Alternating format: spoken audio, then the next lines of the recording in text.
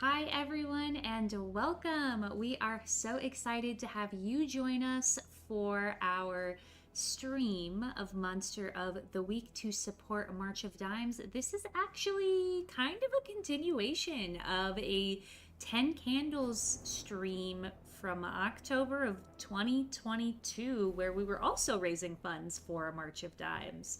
Um, how does that work? Great question. You're going to find out after our introductions. Like I said, we are raising funds for March of Dimes, an amazing organization whose mission is to prevent preterm birth, maternal and infant mortality, and just an all around amazing organization fighting for the health of all moms, families, and babies. If you so choose, you can donate via our Tiltify. It is pinned in our YouTube chat as well as our Twitch chat. And while you're there, you will see some really cool incentives. Let me go ahead and drop them into the chat while I read them out loud. For a $10 donation, you can give a reroll to anyone you see on stream right now. Tulak, thank you so much for the raid. Appreciate you, my friend. Hello, Raiders. We are just getting started. For a $25 donation, you can give anyone an automatic success. For a $50 donation or more, you can gift a boon or a bane to the party. That's up to you to decide whether it's a boon or a bane, and it's up to our lovely GM Ankh to decide how they are going to put that into the game. And for a $75 donation, you can name the next NPC. We're thinking names like pee pee poo poo, not like something that has a slur in it, you know? So let's keep it at least semi professional. For every $10 that you donate to March of Dimes, you get entered into win one of over 10 TTRPG related prizes, like a gift card to Talon and Claw, the Black Ballad PDF from Pat Edwards, a PDF of Into the Mist, which is a 5e supplement from Scry Society, and some really cool art from Hermley. So again, if you are able to check out that pinned chat in both our YouTube and Twitch, please donate if you are able to. With that being said, my name is Jess, my friends. Just Jess. My name doesn't have my friends in it. My pronouns are they, them, theirs. I'm thrilled that you're all joining us, and I am going to popcorn it over to Mana. Me? So my name is Mana. My pronouns are they, them, theirs. And I guess we're just saying names and pronouns. So I'm gonna popcorn it over to Candace. Hello, my name is Candace, also known as Candace Magnificent. My pronouns are they, she, and I'm going to pop it over to Allison. Hi, I'm Allison, or Insight Check. My pronouns are she, her. Are we doing who we're playing too? Nope, just me. That's all. That's all I got. New. Hi, I'm Nuance, she, her, and that means I'm popping it up to Ankh. Hello, I'm Ankh. I am she, they. And popcorning it back over to Jess. And I'm popcorning it right back to you because I've said everything that I need to say. This is your ship to sink, my friend. Well, we've already done that. That was part one. Let's explain part one for our friendly viewers. In October of 2022. Oh, that hurt. Sorry. In October of 2022, we played 10 Candles together. There was a ship called the USS Cornwallis Fucks. It was an aircraft carrier on patrol in the Pacific. One sec. Brain stopped. Brain's back. Long story short, bad things were happening to the ship. They started losing communication with the mainland, all mainland. They found a submarine. It was a little bit weird. There were weird things in that submarine. And then they started being attacked by aboleths. And then everyone started dying because it was 10 candles. There was one survivor. After the events of the Cornwallis Fucks, Sej, our dear Sej, you recall the ship had started to collapse in upon itself. How you escaped this ship, how you escaped the freaking ripping metal, you're not exactly sure. The next thing you recall was finding yourself ragged and worn, your uniform ripped and clearly water sog's not the word, I tried, on the beaches of California. You were brought back to the military. News had been announced to the American public about the disappearance of the USS Cornwallis Fox, and how contact with the ship had been lost while patrolling the Pacific on a relatively routine procedure. You had noted it had been about a year since the events, or when you went on deployment. You had lost a year of time. Further details within the news were lacking, but no record was made of an attack on the ship. The last message received by the Navy was one significantly before the last message your ship sent out, affirming that it had made it to the Philippines, implying some of the responses that your officers sent out were not actually received, and some of the ones that you received back were not from any known naval power. What have you been spending the last couple years doing since coming back? The Navy has officially decided that it's not going to investigate this case. No matter how far you push, no matter what sort of information you give, you are slowly pushed out of the official channels. I'm Written losing off. my fucking mind. All of my friends are dead. I am being greeted by Princess Hot Dog, who wants to come and say hello to everyone. And we'll just say that Sedge went to the shelter and immediately got a cat that looked like this because they didn't want to be alone. Because they felt incredibly alone. All of their friends had just died pretty gruesome, gross deaths. And the Navy just kind of wrote me off. I think that I would have taken my nice severance package and basically hush money from the Navy to start some sort of communication investigation agency, which I probably would have cheekily named like Wallace Agency. Nobody's gonna know what that means, but it's named after the USS Cornwallis Fox. And I think I would probably just investigate weird disturbances, weird supernatural activities within the United States, because I am playing the Flake playbook in Monster of the Week. Nifty, nifty, nifty. Now, you say it's an agency.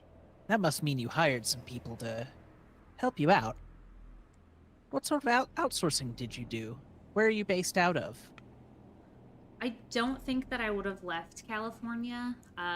Washing up on the shores, I probably would have thought, wow, this isn't so bad. This is kind of nice, actually, because I was from the middle of bumfuck nowhere. So definitely would have stayed in California. And probably just contract work. I don't think that I would trust people enough to have hired people on full time. I think maybe a year contract at most, and then my mind would probably start to fray against them and say we can't work with them any longer. It's time to move on to someone else, someone who doesn't know as much as they know, someone who doesn't know me as well as this person has gotten to know me. Just me and my cat. Is your cat the mascot for your shop? Yeah, my cat's name is Wallace, so when people ask, they're like, "Oh, cute, you named your agency after your cat?" No, I named it after all my dead friends. Well, in the time that your agency has been operating, you have found a lot of strange occurrences. The fishmen in Massachusetts came back. They always said it was a myth, but you knew that after what you had seen, that sort of shit was true. seeing the weird shadow birds over the Arizonas was wild. You've come to know that shit is not as sort of bland as the world governments would have you believe. And in a recent sort of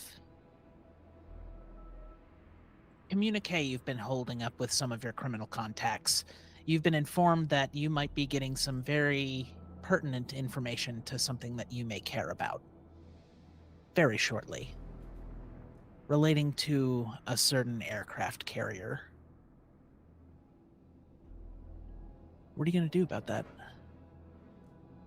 Just gonna watch my phone or fax machine or email. That's it. Like, I don't have much of a life. The conspiracy theories have really overtaken me as a person. It's pretty unfortunate. Because when I was on the USS Cornwallis Fox, I was fresh out of college. I was 22, baby. I was a communications. That's it. I was a communications. And I had a life ahead of me, and now my life is this. So I'm literally just having my cat walk across my desk as I wait for the comm to come in.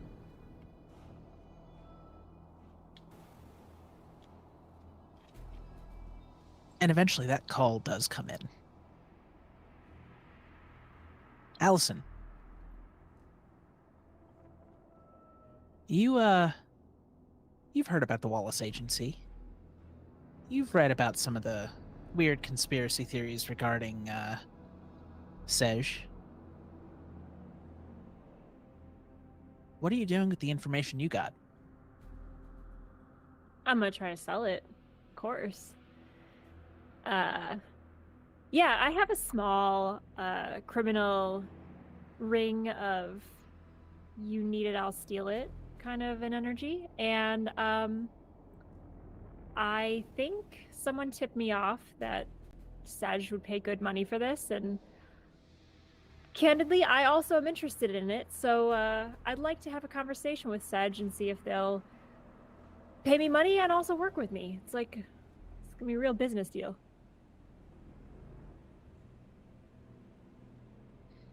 Sounds like a plan. It's not hard to find the warehouse where Sedge and their agency is currently holed up in. How about you describe it, Jess? I don't want to step on your feet. It's your place. It's your house. It's your cat house. Oh, it looks like the person who lives here doesn't leave very often, and when they do, they don't have someone to come and check on it. It's got like cardboard kind of up against the windows, because there's some broken glass in it. It's been tagged by some graffiti street artists a couple times. It used to get painted over, but there have actually been some nice tags done recently, so Sedge is like, we'll let it ride. Also, I'm like 45. My joints are getting a little achy. I don't want to go out there and try to get that scrubbed off. It's just got a couple of rooms. And yes, Sedge does live there. So there's a little cat box. There's the full bed. And then in a couple rooms over, there's the office that, if you've seen the Charlie Day meme where he has the big bulletin board with like all of the strings and ropes and everything, and he just like looks a little crazed, that should give you an accurate depiction of Sedge in their office.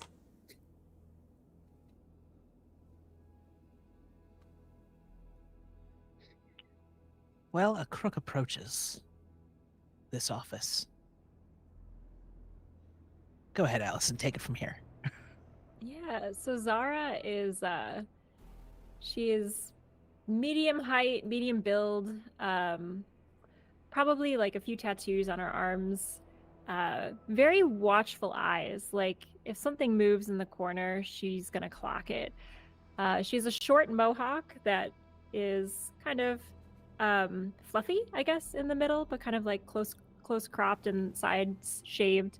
And some piercings, I would guess, as well. She's in her probably mid-20s. Wait, that doesn't make sense timeline-wise. She's older in a way that would make sense in the timeline of the game. And she walks up briskly to Sedge's front door and goes to knock softly and then decides on a, "Hey, I know you're in there." Stops moving. Did you hear that? They say to their cat. You weren't Princess Hot expecting Dog anyone, is were you? hamming it up in that. Do you think I should go answer the door? Do you think it's a bill collector? You didn't pay the bill this week, did you? I'm gonna kind of scurry over to the door and say, "State your business." The fucks. Immediately rips the door open and then takes it from being fully open and then closes it so there's only 2 inches and says, "What do you know about the fucks?" I think at that brief second that Zara saw inside the place, she would have tried to get as much information about this person as possible, and I think it's mostly cats. That's what she walked away with. So she's just like, "Listen, I know you're probably real busy tonight, so sorry for taking up your time, but I knew someone on the fucks. My cousin. And I have some good information for you. But it comes at a price." What's the price? Well, I usually say money. In fact, I was gonna say money while I was walking over here. I was doing the calculations in my head, and it's a substantial amount of money because I had to put myself in a really precarious predicament in order to get this, and it may or may not involve hanging upside down a window on a 12-story building. But, I'd do anything for my cousin, rest her soul. And now that I see you, and I know you like cats, I got a cat. I'll tell you what, it's gonna cost me your help. You'll hear some shuffling of the footsteps, and then you'll hear kind of a thud, and then you'll hear doors open as Sedge walks over to their couch and sits. She'll stride in, clocking, all of the things she can pick up about you. Sits down on the chair that she turns around, so she's doing that side straddle thing on the chair so she can lean on it dramatically. "All right, well, I can't do this alone, so I've got your help then." What was your cousin's name? Cody? She says, and rolls up her sleeves, and you see all the tattoos that I believe Cody also had similar body art. You'll see Sedge's scrunch face scrunch up. I can word. You'll see Sedge's face scrunch up in a very not cute way. And then they'll try to hide it. Kind of wiggle their nose a little bit because tears are starting to form. And then after a couple seconds, look back at you and say, "No shit. You're Sedge's." "Nope, I'm Sedge. You're Cody's cousin." "Yeah, Zara." She sticks her hand out for an aggressive shake. Just a couple look up and down, and then a not Robust aggressive shake, a very loosey-goosey, just very opposites. She turns it into an aggressive shake and kind of pumps your arm at the socket and then says, "I lied. I don't have a cat. I just wanted to get you to like me." All right. So what's the info you got? "All right, well, I got a lot of lore dropped on me right before this whole thing started, so give me a second. I'm just going to read it to you." Yeah, sometimes I call my leads lore too. Makes it a little more fun. Yeah. Especially when you got that fish man in Massachusetts that no one believes you about. And then there he goes, popping up. And then everybody's like, oh my god, there's a fish man. And you're like, yeah, I told you a month ago. You know, I also think there's some supernatural things going on here. I've been in dark places stealing from people, and I've seen some weird shit in the shadows. And I'm not lying about that. I believe it. Here's what the report says. I have some information in it about you, but it's all mostly bullshit and redacted. I may or may not have robbed this from a government building. I found out that the last communication from the ship was around the Siri Islands, north of the Philippines. Apparently there was another ship that went down, the USS Kaplan? Balboa class submarine? Do you remember anything like that? Do I remember anything like that, Ankh? Absolutely not. That's bullshit. If that ship was active during your time in the Navy, you did not hear about it. Mm-mm.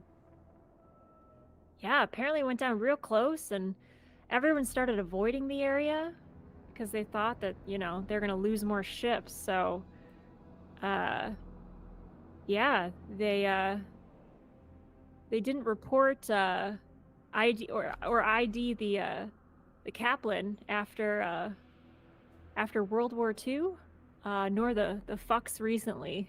I don't know. These reports, sometimes I read them out loud and I don't know what I'm saying. But essentially, yeah, your report was kind of bullshit, but I found out that thing about the Kaplan and the Philippines. I mean, you think that's a place to start searching? Absolutely. There was something on that ship. Wasn't right. Like a fish person kind of wrong?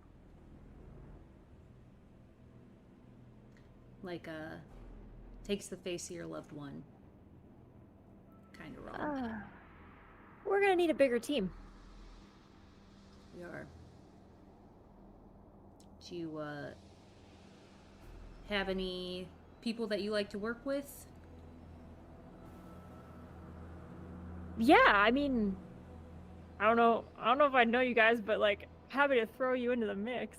You think you would know Zara? Petty thief? Work together. Yeah? Yeah. Awesome. Oh yeah, Isabella. Totally reliable. Also, might be interested in this information on a personal note. Fuck out of here. You can't tell me that there's another cousin of somebody that was on that ship just floating around in this kind Cousin? of work. No, not a cousin. You'll have to meet her. Alright. You know,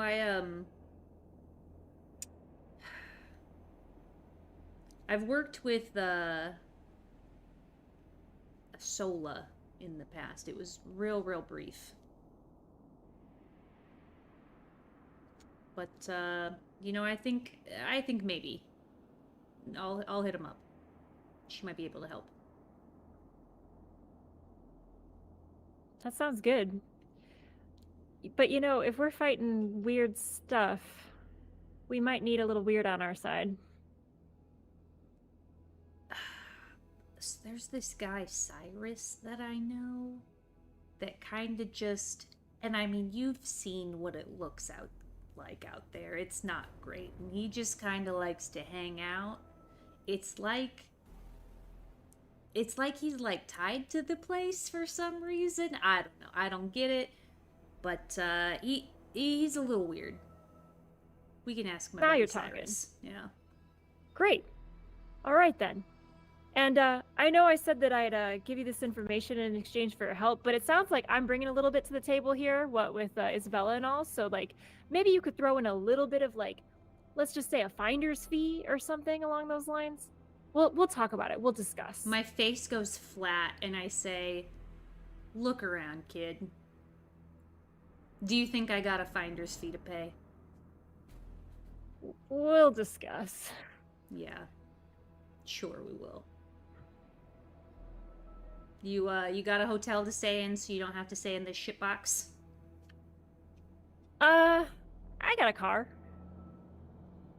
Might actually be preferable to this. Hey, don't knock it. Kind of cozy. That's what the cat says. I do. All right. You get to contact with Isabella. I'll give Sola and Cyrus a call. Sounds good. Tomorrow morning, I got granola. I might have milk. I got food in my car. That's probably preferable. I was lying about that. I just don't want to eat yours. Okay. And she heads towards the door. All right. See you tomorrow, kid. She does that wave over her shoulder without looking back. I'm gonna look at the cat. And I don't know if Sedge has actually given the cat... No, Sedge has given the cat the name. Nope. God, I can't word. I promise. My brain is not working. Sedge is gonna look at Wallace and say, what do you think, Wallace? Yeah. I don't know. She seemed alright. I can't believe that there's just cousins floating around. Jesus Christ. I thought we put that shit behind us, but... The cat comes over to your leg and just starts rubbing its face against your leg, seeing that you're a little bit stressed about the situation. Starts curling around. And I'm going to pick up Wallace, and I'm going to hold Wallace like this. And then I'm just going to lay back down on the couch and turn on some murder mystery documentary. The cat tolerates.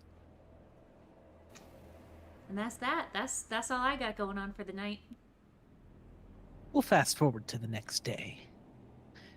Besides our two intrepid party setter-uppers, who's the first to arrive on the scene, we think?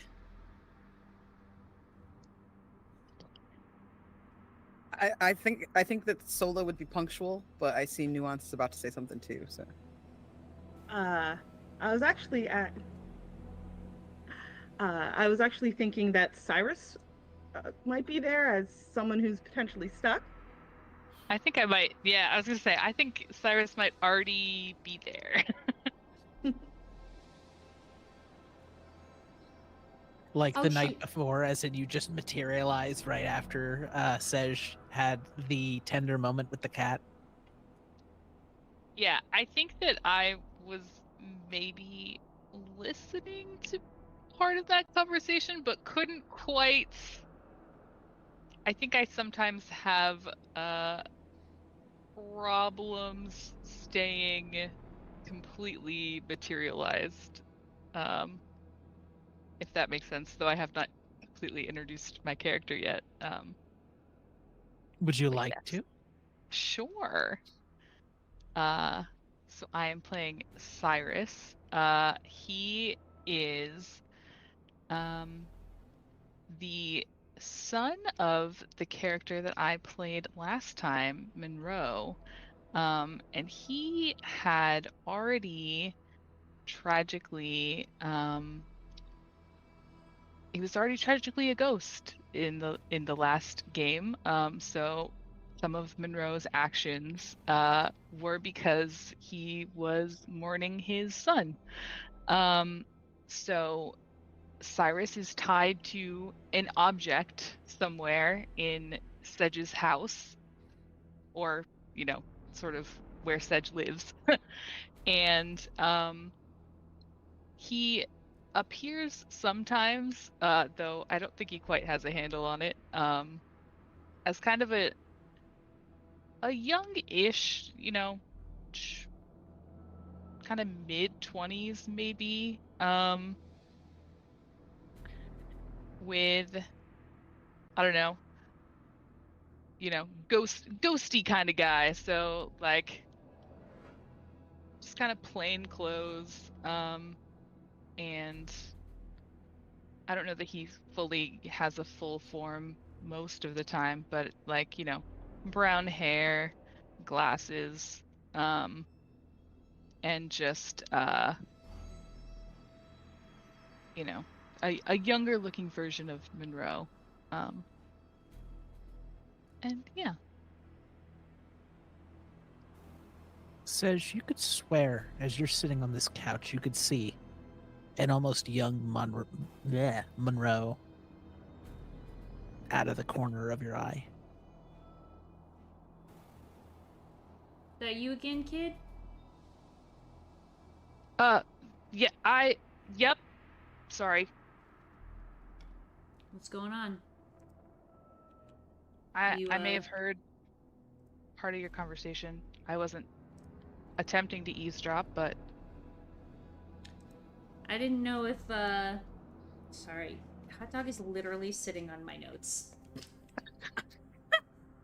I didn't know if, Zara would be too keen to work with ghosts. I know she said she likes working with a weird one, but, I don't want to freak her out. You down to help out? yeah, I'd kind of like to know what happened to my dad. You know, I That's didn't know if that was your dad, your uncle. Son, you look like a spitting image of him. Thanks. He's a good man. Yeah, he was. And, Sedge will, like, go to, like, reach out to, like, give you a shoulder, like, to, like, offer some emotional support and then be like, oh, duh, I cannot touch you. Yeah. And just kind of, like, hands in pocket and, like, twiddle the feet on the couch because they feel awkward now. Thanks. For letting me stay here. You know, sometime we gotta figure out what you're tied to. Yeah. Because if you're gonna come actually along with us, probably gonna need to pack that up. Take you to the Philippines. Did you get like a box of stuff from the wreckage, or? And I'll just get up and walk over to my bed, which is also in the living room. And like just butt sticking out. So like here's my butt and I'm underneath, and you'll hear like a lot of rummaging, and I'll bring out an old brown box that says Cornwallis fucks, and start rifling through that and say, this is what I got. If please feel free to look through it. I think all the way at the bottom of the box is like you had gotten an envelope, and inside of that is like it was like, oh, this is the, it ended up on a beach and they thought it may have been Monroe's, and it's like a watch that he had worn, and it's all like scratched to hell because he was the ship's mechanic, and so it has like gouges taken out of it, and like it's waterlogged, so like the time is wrong. But Cyrus is like, I think that's it. This was my dad's. Do you think it's it as in we don't need to test it? Or do you want to test it just in case? Would we test it as in like bring it outside? Or I know some rules, but not all of them. What if I take the watch and hopefully you for a little walk, maybe about a mile away, and then I can call Sola and see if they'll be wanting to join us. I think that sounds great. And Sedge will pick up the watch, put it in their breast pocket, and go for a walk. And dial up Sola. Bring, bring. Sola, your phone rings. I think they immediately look at it and then do a double take and pick it up like on the second ring, only because the first ring was the double take. Hello. Hello. Sola, it's Sedge. Yes, I gathered from the yes. Hello, Sedge. How are you? I am well. How are you? Is there a mission? Yes. Okay, all right. Where are you? I am on a walk. And I'm going to ask you real quick. Do you think that we've done, in the very short amount of time that we worked together before, did we do spooky supernatural, or was it just regular human work? I feel like there was spooky supernatural, but it was something small. It was like a taste for them because they, you know, their aunt was really the person that they kind of inherited those powers from. So they didn't really have like a lot of time to acclimate to that, and had no tutelage because she went away. So I think that like the one or two times that we've met, it's been practice for Sola and normal for Sesh. Okay. Well, I am currently on a walk, hoping... Drop me a pin, I can find you. Drop you a pin. Drop you a pin. I can drop you a pin. What do you mean? Yeah. So you're going to open up your text messages. Yes. And there's an option. If you click the little 3 buttons by my name, it'll tell me where you are, and then I will come to where you are. Okay, cool. Sola, don't freak out when you get here. Click. Like, she immediately replaces the pocket, like puts the phone back in the pocket, grabs like a silver, like it looks like a little silver tube with like 3 little spikes at the end, tucks that into her jean jacket pocket. They kind of look at themselves in the mirror. They are about 5'10", 5'11" on the taller side, a little bit willowy, but lightly muscular, black features, shaved head, with like cute designs kind of carved into the buzz cut, and look just like Shima Sunny Coleman, just like her. They kind of like put down like the cupcake and milk that they were getting for themselves, just like leave it on the dining room table and just completely fly out the door, kind of shouting over their shoulder, "Mom, I'm going out!" And then they leave. They're 20... home safe. they're like 30, probably like late 20s. It's clear that they are well loved. There's like pictures all over the house, but there's also a big giant shrine to Shima Coleman right around the living room kind of mantelpiece, like a big giant picture of her, and then all the family members, like different memories with her and things like that, and like a little obituary and stuff like that. And she kind of like does one of those to it before she dashes out the door. And I'm going to ask you, does she know my relationship with Aunt? I think so, as much as you would have wanted to go into it. Okay. Cool. Yeah. Like, she knows you as like a friend of their aunt. Okay. Mm-hmm. Hey kid, you still here? You with us? Yeah, I think it's working. Cool. I guess we just wait here now, because I sent my location to Sola, and I don't know if they'll be able to find us if we go back to the agency. So, a nice neighborhood, right? And you like look around, and there's just like warehouses and cars that have been broken into and broken glass on the ground. Kind of nice to be outside. Yeah. Cool. Yeah. Don't And have a lot of people skills, I guess. Well, you're And they just get like really quiet after almost calling Cyrus not a person. Oh no. And I think with that, let us please call. Let's call Isabella, please. Sure thing. It's in the evening, that same evening, preparing for the following morning. Go ahead. Zara drives up to Isabella's house. Car's still running. She leaps out the passenger side door.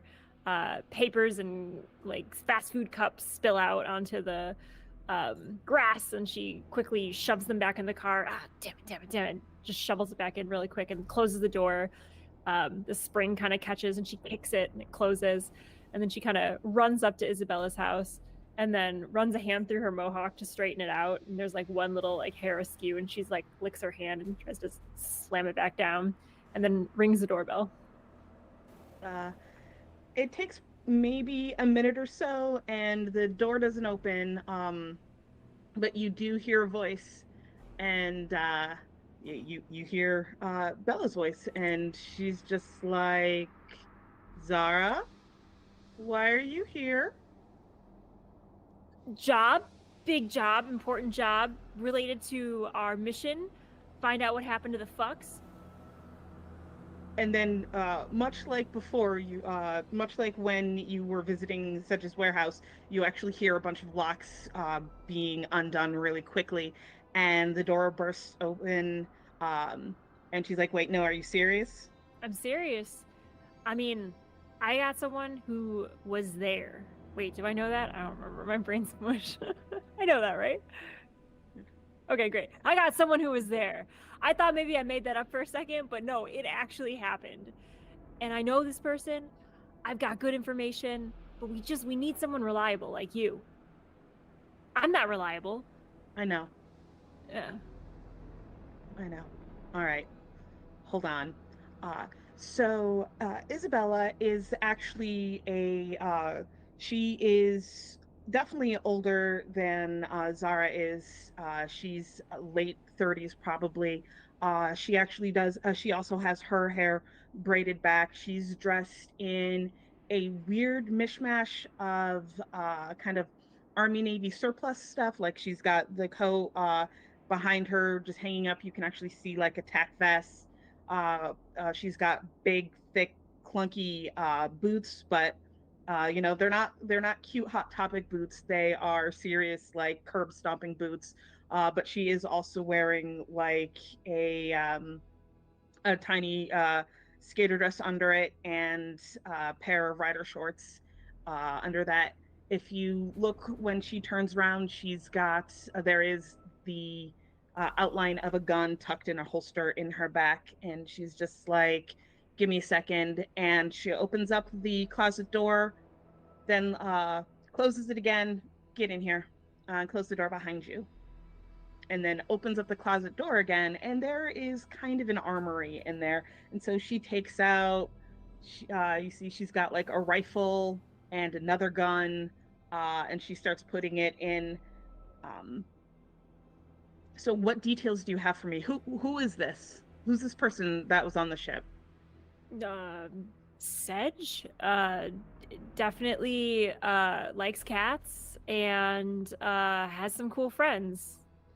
Gonna help us out. Oh, I stole that intel. We're going to the Philippines. Pack your bags. And she looks at, do we know how we're getting there? Because check bag, are we flying? Details not really clear. I don't know why I assumed otherwise. Hold on. And she runs back to her room and throws a bag together, and you actually hear her on the phone. "Dad, we have a lead. I'm gonna follow it up. It's apparently in the Philippines. Yeah. No, yeah, I'm checking it out. Yes, with Zara. No, I'm gonna get paid this. Actually, it doesn't matter if I'm getting paid this time, Dad. It's from Moira. All right. Yeah, I love you. I'll be safe. Bye." And she comes back out, and she's got a duffel bag with just clothes and regular paraphernalia in it, and all the stuff you'd need. If she's packing like they're going for maybe 3 days in the Philippines, because she packs light. Most of the bulk comes from various weaponry that's in there, and she slings it over her shoulder, and she's like, "Do you still have the car?" Oh yeah, it's like the one thing I have in life. And it's the same car. It's perfect condition. Really? Mm-hmm. I believe you entirely. All right, let's go. And if I get tetanus, we are gonna have to have a talk. Just don't saying. touch the doorknob that doesn't have the handle. That's where the rust is. You should just ignore that. It's fine. Yeah, see? Right. Who needs to touch door handles to get into the car? Let me show you. She goes and she kicks the door again, and it just swings open listlessly. After you. The things I do for you, sis. And she hops in, and you do see her kind of like turn around and just kind of pulls her jacket to slam it, because she's just not sure like what is safe to touch and what's going to end up stabbing her. And she just looks down, and she doesn't seem to have a problem sitting on the papers or kicking her feet to get through like the soda cans and everything. She's like, "All right, on our way. Just fill me in with everything you know." With that, she reaches into the little console area and pulls out the thick manila envelope that has all the information on the Cornwallis Fucks, as well as the USS Kaplan, the submarine that supposedly sank near them as well. Oh, I know, I should learn how to read. That submarine sank in the same area at the end of World War II. So not, I'm so happy, not at the same time, apparently, which I obviously would have told to everyone, because I was Zara can 100% willing to just let that keep going as it was. That's why World War II was written in the last sentence. So I explained that way more clearly now, as I have had Sorry, three put it earlier. 3 cups of coffee. And as I down the last one, I throw it over my shoulder, hit the gas, and the tires screech, and we peel out back to Sedge's cat house. All right, sounds good. And the more Bella reads, the more serious she seems to get.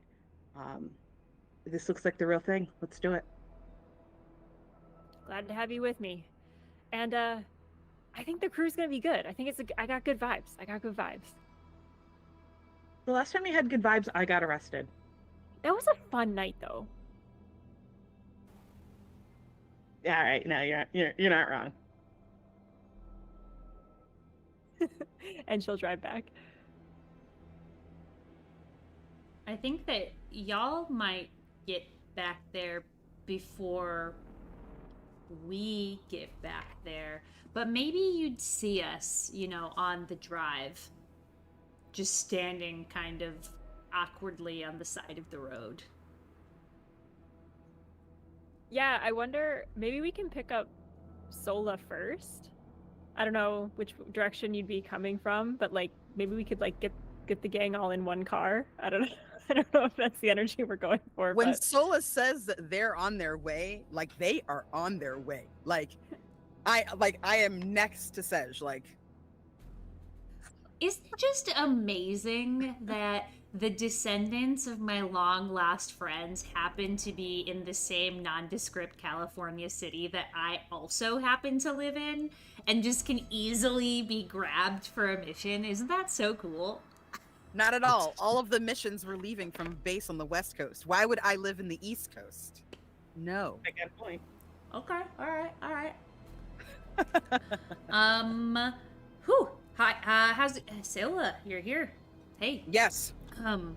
I packed a bag. You didn't specify if I needed one. Smart, per usual. Don't freak out. And I just kind of like lean over and I'm like, hi. And then I kind of like disappear for a second and then like pop back in as I like try to hold on to being corporeal.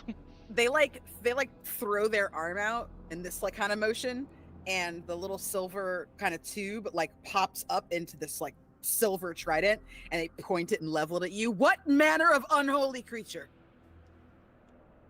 Okay, Sola, I said don't freak out. This is calm. I don't know about unholy.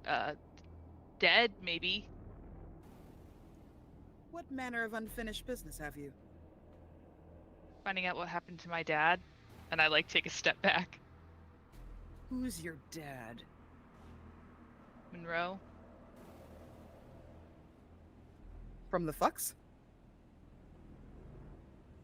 I mean, I don't know why we're calling it just, like, there's, like, a whole other part of that name that's a little nicer to say, but yes.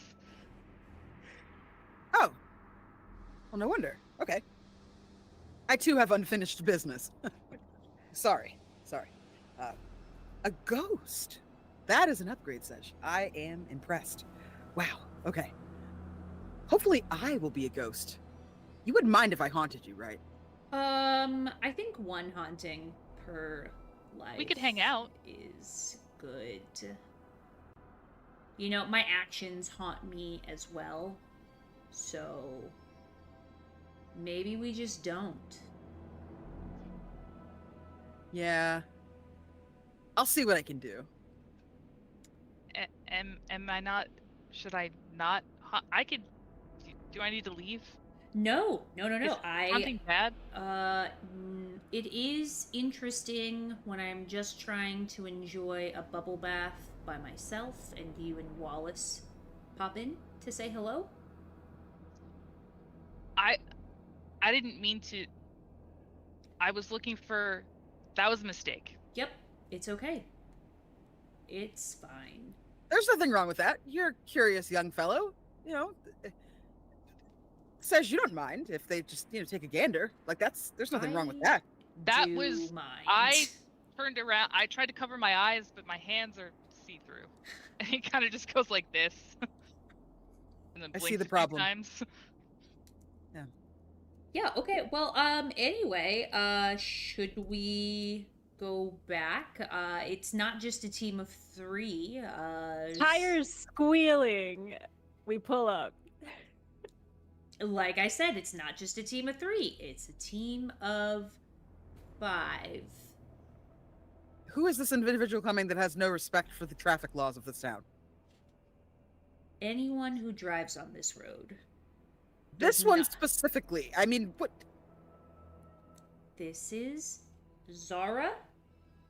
And I have not... Zara's rolling down the window. It'll be on Isabella's side for the chat. I'm actually impressed that it's not just like a hand crank. That window works. And as the window's coming down, you hear, because Bella's speaking, and you just hear something. So, drug deal in progress. What are we? Oh, hi. Thanks. Great timing, Zara. That's a ghost. I'm going to assume that this is one of these is your people. Did you make a deal with a ghost? Zara, we've talked about making deals with ghosts. I didn't know there was a ghost. I just requested weirdness. That's pretty weird. That's... I'm sorry, Cyrus. Yeah. Like I said. I have been told that I'm pretty weird, especially lately. Hi. Hi.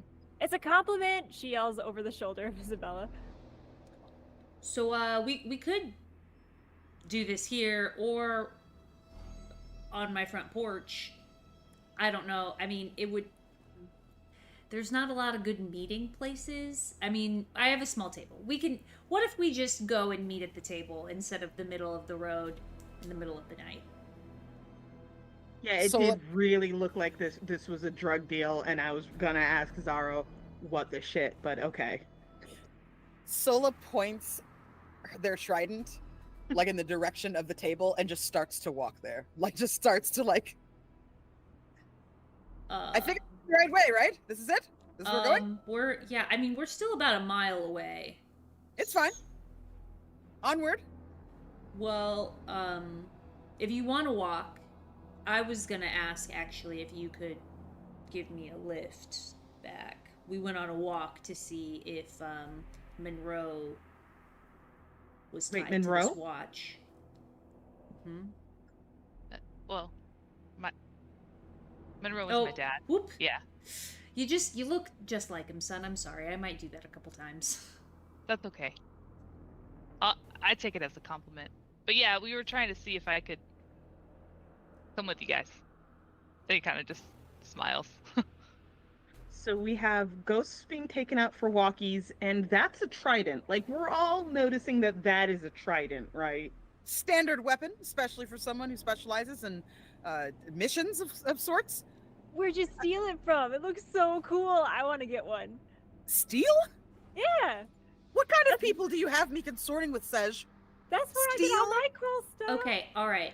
Everyone here tonight is personally connected to the Flux. That is who you are consorting with tonight, Sola. Don't give me that look. Are you Sonny's kid? Or Moira didn't mention Sonny having Niece? a kid. Oh, Niece with a dash of nephew, you know. hey. Okay. So we have, sorry, my sister Moira, the navigator, she wrote me a lot. We were close. And so she mentioned a bunch of the people on the ship. Sonny was really gregarious. She was just all up on the positivity. Yes, very optimistic. A little scatterbrained, very intense. I'm glad that I've been able to polish a little bit of that off. Oh. Cool. You did. Great. And your dad was the and her face just goes kind of still for a moment as she's saying to herself, don't say drunk, don't say drunk, don't say drunk, don't say drunk. Mechanic. Your dad was the mechanic. Yeah. Don't say drunk. Okay. And then so you are, did you say Sedge? I'm Sedge.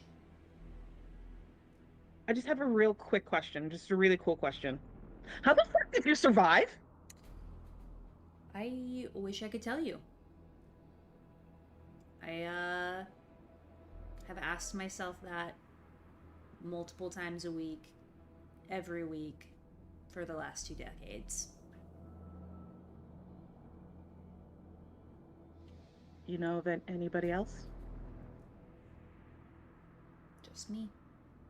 You sure Cody didn't get out? Because, like, so sometimes when I'm doing a job and I gotta, like, make like I'm disappeared, right? Like, I gotta lay low for a little bit because the thing I took is hot, people are looking for it, that sort of thing.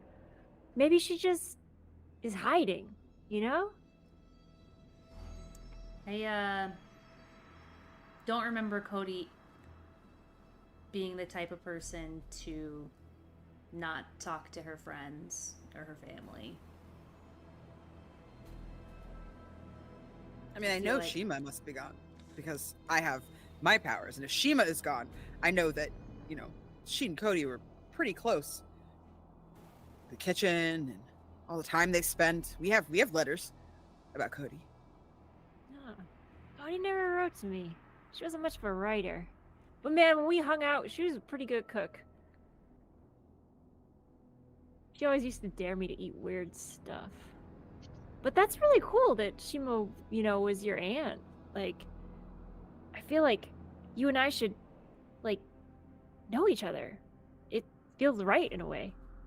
It does feel right, especially if you would like to follow me down the path of righteousness and not the path of thievery.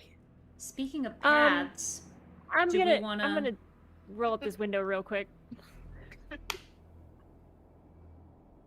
And this Go is, ahead. and you said you filed off some of the intensity.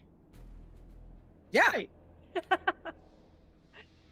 Sorry, Sedge, Sid- didn't mean to interrupt you. Do y'all want to get in the car? Yes, that's very much what I want to do. Is it Yes. stolen? You know, it was so long ago that I really consider it mine now.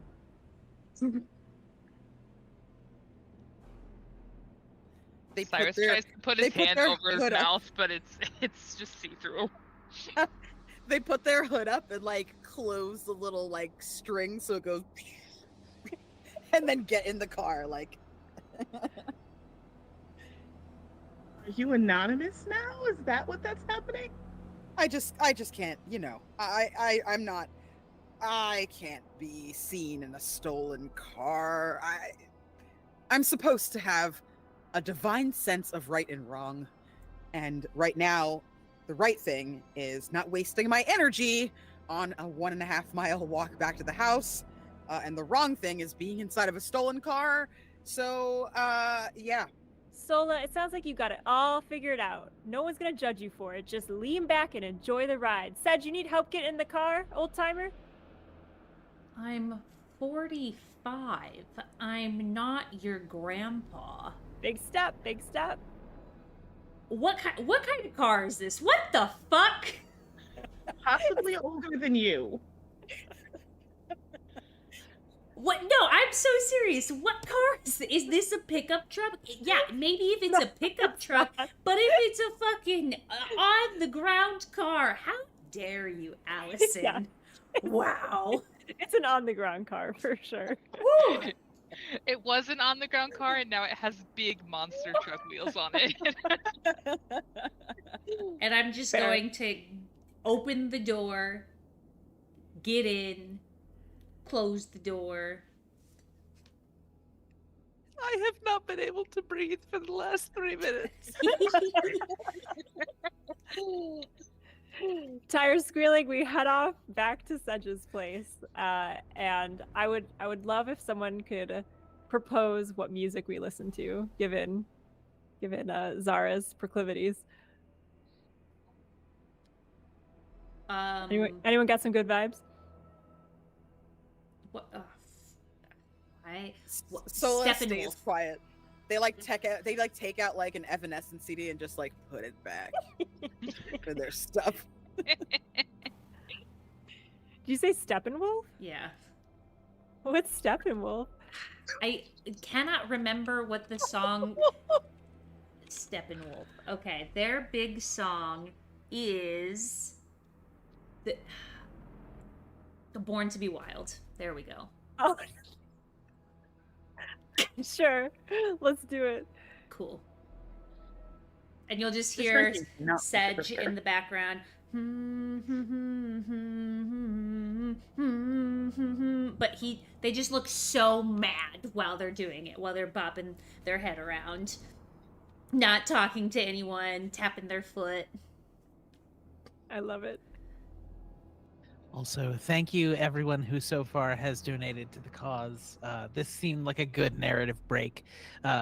We have 3 rerolls for the party that will be up for grabs, 1 reroll for Nuance, and 1 nat success for Nuance, if I'm reading your notes correctly, Jess. Thank you all for your donations. Thank you, friends. You guys get back to we're gonna fast forward through the planning phase because I think we've got the party dynamic pretty firmly established here. Does this party plan? I don't know. No, I don't think so. I'm going to make some assumptions and you guys can correct me as we go. But as we get back to the place, you guys, as Zara mentioned in their documents, there was a location north of the Philippines called the Siri Islands. The Siri Islands are both where the last signal that went out from the Cornwallis Fox was detected from, and also around the path of where this old USS submarine named the Capellan disappeared during its routine patrols. It's the best lead you've gotten about the Fox in a very long fucking time. In a very long fucksing time. I'm gonna say it's not gonna be hard for you guys to get a ride out there. It's probably not gonna be a plane unless it's an illegal plane. And then by then, are some of you afraid of planes enough that you wouldn't want to go onto any plane that Zara procures? Yeah, so it looks like we're taking boats. It'll take a while. I don't know how You guys are boats going work. to make Sedge get on a boat? You bitches. You Okay. absolute bitches. I offered the plane. The plane worked. If I see that Sej is concerned about the prospect of traveling by boat, Okay, here's I how we're going would to do this. change to a plane. Here's how we're going to do this, everybody. Wallace is actually going to ask for a vote. Raise your hand if you want plane. My cat? Yes. I have to go wherever Sedge goes because I'm tied to a watch in Sedge's, either on Sedge's wrist or in Sedge's pocket. So Wallace points out, yes, it looks like there are 4 votes for plane, so I assume we're going to take a plane to the Philippines. I'm just saying, I know a guy who has a plane. It's very above board, on the up and up, very legal. Don't you worry, Sola. It's legit. It's just a small business is all. So I'm gonna make some calls and get us a plane, and I'm pretty sure he even flies with like she scans over Sola. Are there any religious symbols?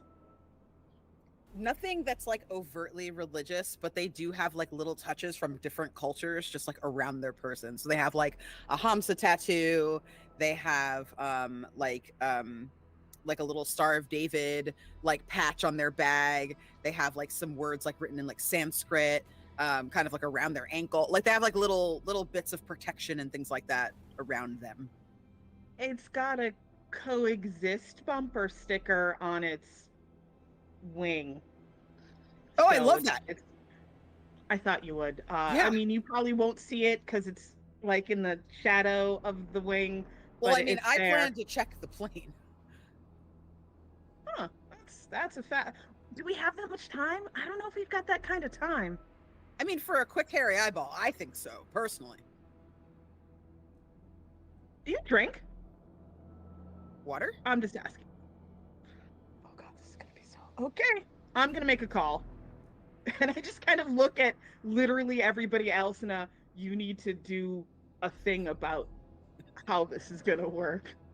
Zara, you know for a fact that this plane is engages in trade that is not strictly above board.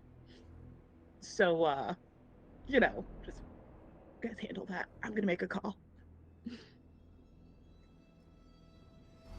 The plane is absolutely less than legal. The plane very clearly has skipped some maintenance, but it should be fine to get you all the way to the Philippines. Sure. Yeah, probably. Wallace says nothing else, by the way, Sej, and only you heard that. Okay, so I guess I just was repeating after. But y'all could tell that Sedge was just incredibly uncomfortable with the thought of getting on a boat. Like, you could see their face go, like, stark white at that prospect, and, like, sweat dripping down their face, basically. Question: are you bringing the cat along? I'm just curious. You guys mind if I bring Wallace along? He likes to get out every once in a while and stretch his legs. It's fine by me. it's fine with me. I mean, we're kind of friends now, so. This is amazing. All right, Sure. you hear that, little bud? You get to get your leash out. Going for a long walkie. Yeah. And Wallace goes to get the leash. Wallace even comes back in the harness. It's I don't know how loosely you did on. that, bud. It's but, loosely on. It's like if a raccoon just wore it as a hat. Hell yeah. Ella keeps looking at Zara with this expression like, no, but seriously, the fuck? And I don't mean the boat. Sarge just shrugs her shoulders and says, I still think it's good vibes. I don't know. I kind of like it. Do I clock it? I don't know how good are you at reading expressions, Sedge? Okay. Yeah, okay, you're right. I don't clock it. This is totally normal human behavior. You start trying to mimic, like, this is how people look at each other. So, we're all here, but we all don't have to stay here overnight, because, you all can see the place. When do we want to leave? My friend mentioned they're finishing up a delivery of medicines to Children's Hospital in Ottawa right now. They have to refuel, so they'll be here probably sometime tomorrow. I'll get a better ETA once they're done hugging the orphans in the hospital. Orphans need hugs too. Cool. More than anybody. Also, just real quick, curious, have you considered moving up in the world and investing in egg crates or milk crates? I figured I'd throw that idea out there at you. Don't worry about it. Never mind. Are you a milk crate salesperson? No, but good looking out. Never. Don't worry about it. Okay. And Sedge is just gonna look real confused. Real confused.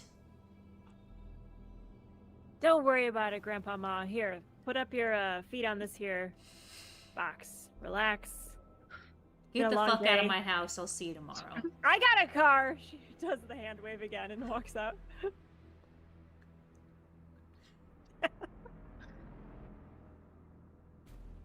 Yeah, you don't have to stay here either. You can, Sorry. but you probably don't wanna. No, I'm really Yeah. sorry, but No, don't. I don't. But That's okay. But hey, it's a tough that you have real estate, which is actually way more than I have. So there's silver linings. I bet Sola could tell you all about the silver linings. I'm gonna catch ride with Zara. I will talk to you later. Bella's gonna go get a hotel room like a normal person. Like Soul it's has a cheap already hotel room. Soul has already unrolled their bedroll in your living room. And it's just kind of like sitting like with their back very straight. They appear to be meditating. And as Isabella closes the door, one eye opens and they're like, do you need to tell me the silver? Do you need me to tell you the silver linings of? Or are you... Is that rhetorical? I'm good. I'm good. Okay, Thank cool. you so Yep. much. Cool. Do you And they like... do you like your murder mystery documentaries? I think I do. All right, I'm halfway through Little Murder on the Prairie. You wanna watch with me? Oh, that one's great. They like settle in, get really cozy. They make like a little chirpy sound. And then hopefully, if they are bribed enough by my kind smiles and cat treats, Wallace will come and just like sit on my back and watch with us. Wallace, in fact, does. Kid, you wanna? I don't know if that makes you feel weird. Yeah, no, I mean, I can't change it, right? So, yeah, I'll watch. Cool. It is better than staring at a wall. Yeah. Right on. I would agree with that. Thanks. And then Sedge just kind of goes into, no one is around me. I'm at home alone, watching my show by myself mode.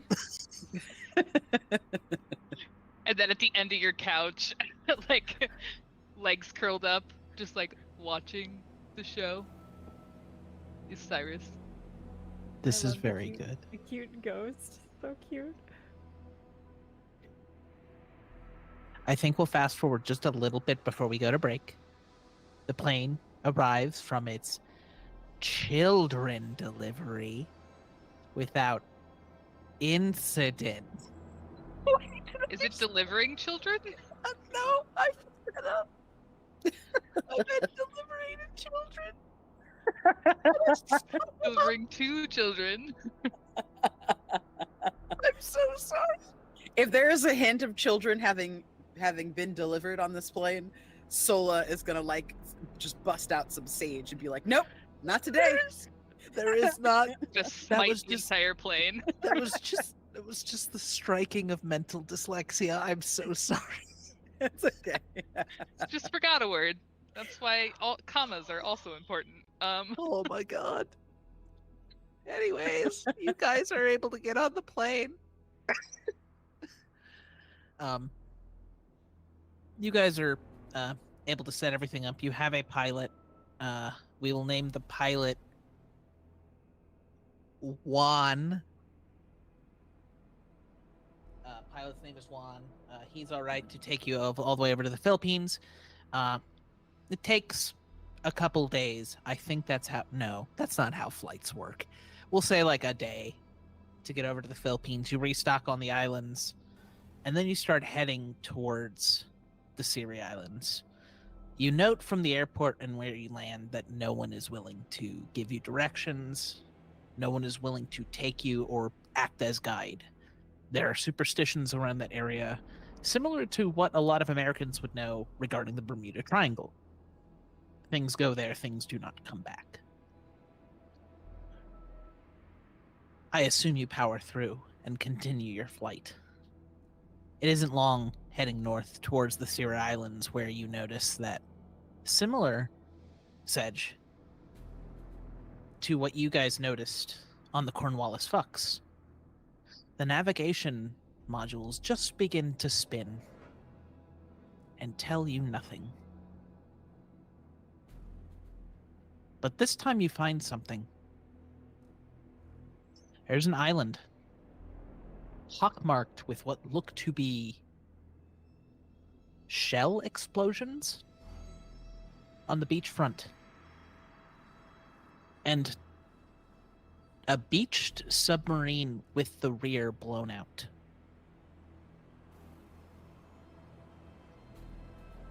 As you guys witness this island and slowly begin to come up, Wallace looks at you, Sedge, and doesn't say anything, but in your head you hear, "I took you out of this place. Why have you returned?" Oh my god, what the fuck? But Jess And and Sedge say that.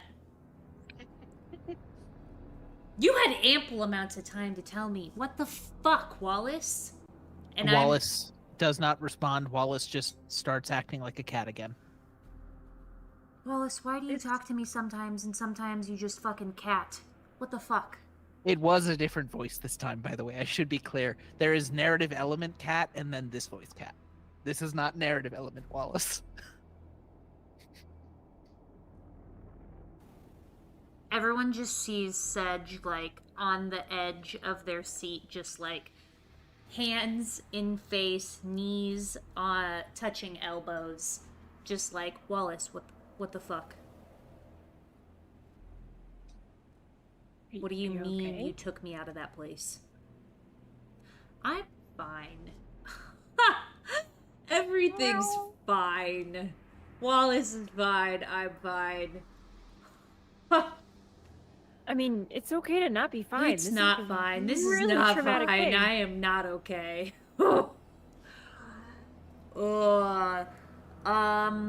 You guys have seen the, like, navigation not working and being just, like, wonky, right? You guys saw that? That's what happened, when they came for the boat. So I'm just a little not fucking fine. I would like either Mana or Candace to roll me weird. I have a +1 to weird, Mana. What do you have? +3. Go for it. Ooh, okay. So, it's 2d6s, right? And both of those are 5s, and I have a +3. Well, fuck. That's a 12. That's a 13. 13. 13. Nice. I don't know why my brain is not mathing today, everybody. I guess I've become gayer in the time. I was gonna say, Because I we're too gay never for did quick math. math. It's because Mercury's in retrograde. Mercury's in the microwave? Right now. Damn. Somebody Cyrus, better get I that out. think. Cyrus, I think you notice this before the others see it happening to you. There is something pulsating, and you can feel it in what used to be your head, almost pounding through you rhythmically.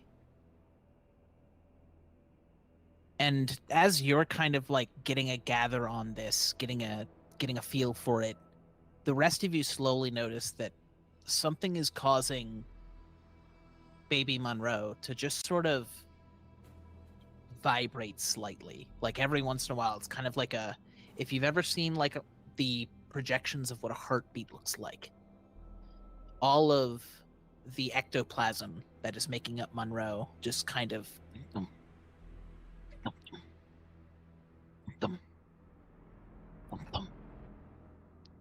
I think I look at Sedge and I go, I don't feel so good.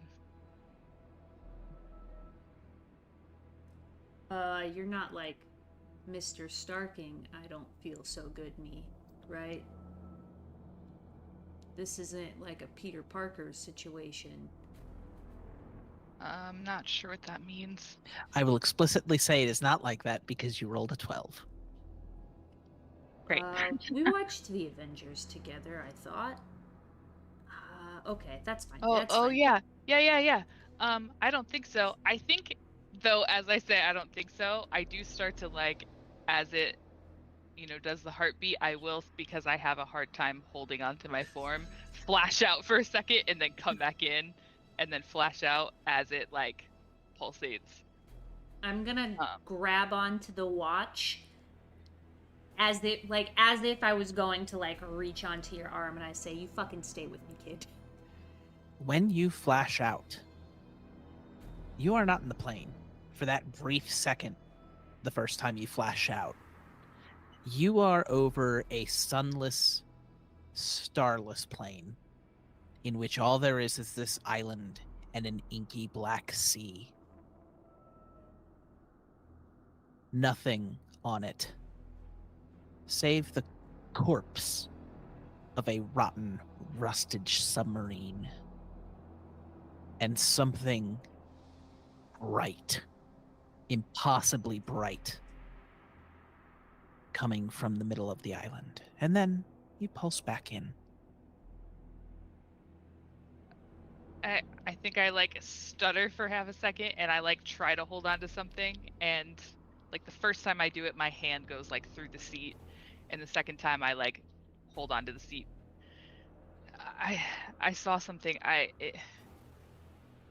Bright. I wasn't here, and I'm like stammering to try to get through my words.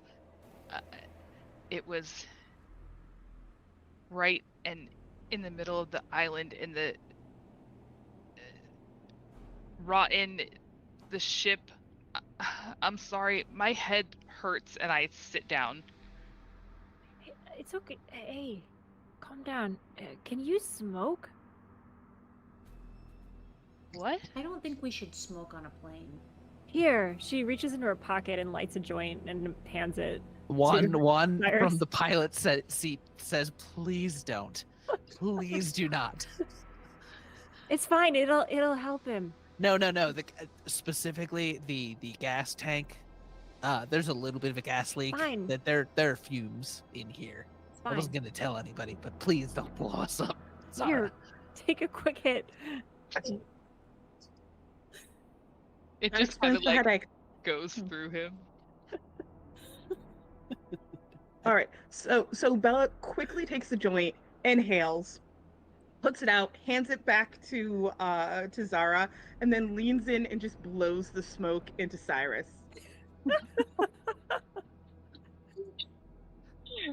And he just kind of like, he doesn't have to breathe, but he just like does the motions of breathing and just goes, okay. So I saw it was like the submarine where we're supposed to go, but it was like old and rotten and um just bad. And then the middle of the island was like too bright and glowing, and I wasn't in the plane anymore. And I don't know if that's where we're supposed to go, but I'm a little scared. Was this the kind of light where they were like, come into this, it's fine? Like, was it that kind of light, or? I don't think so. It was like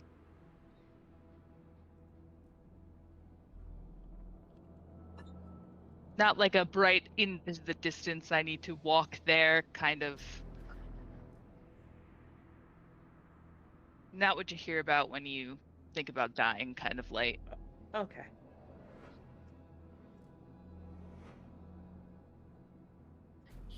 It was like a scary, bright, blinding, and everything else was dark.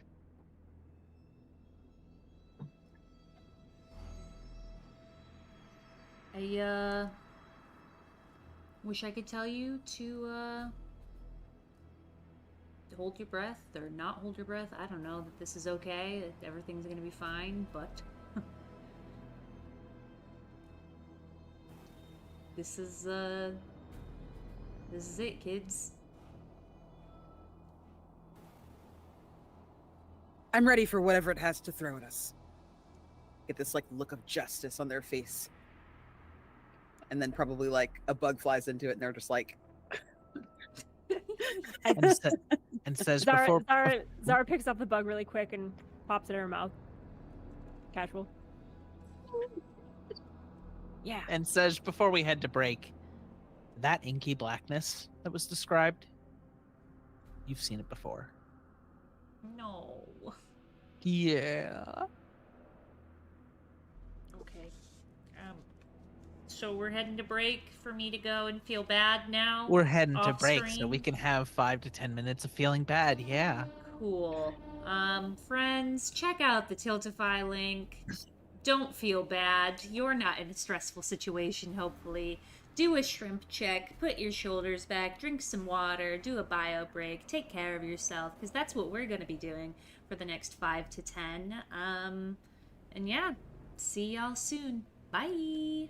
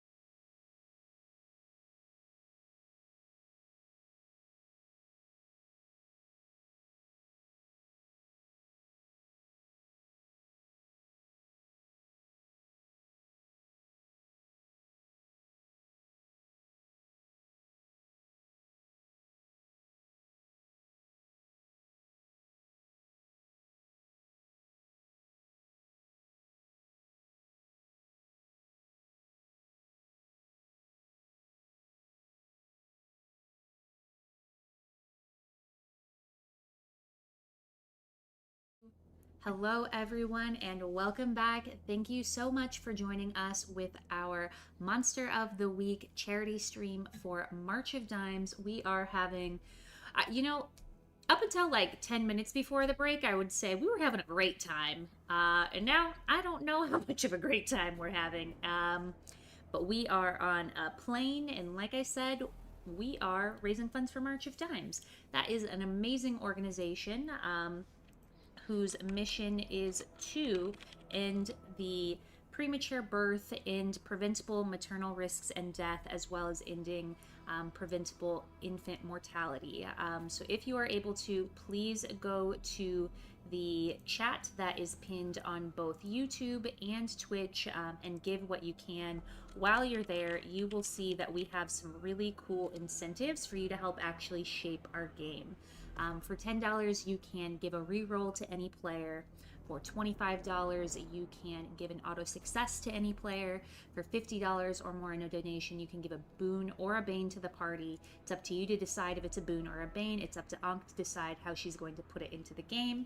For a $75 donation, you can name the next NPC. It could be Cornwallis Fucks. It could be USS Fucks. It could be whatever you want, as long as it's at least semi-appropriate. With that being said, for every $10 that you do donate to March of Dimes, you get entered into a drawing to win some really cool TTRPG related prizes. And with that being said, I'm going to hand it over to Ankh to give a little recap of what we've done so far. A survivor of an aircraft carrier lost at sea.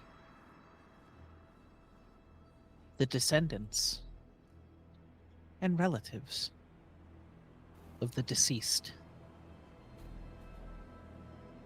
A file was found in which the last known transmission of the Cornwallis Fucks, I couldn't do it. The last known transmission of the Cornwallis Fucks noted that its patrol had led it to the Siri Islands north of the Philippines. Don't look for those islands, I made them up. Our party has gathered together in haphazard circumstances at best to go to the Siri Islands and maybe get some answers. The plane flew from the Philippines towards the islands, and the navigation started to go out just like it did on that God's damned carrier.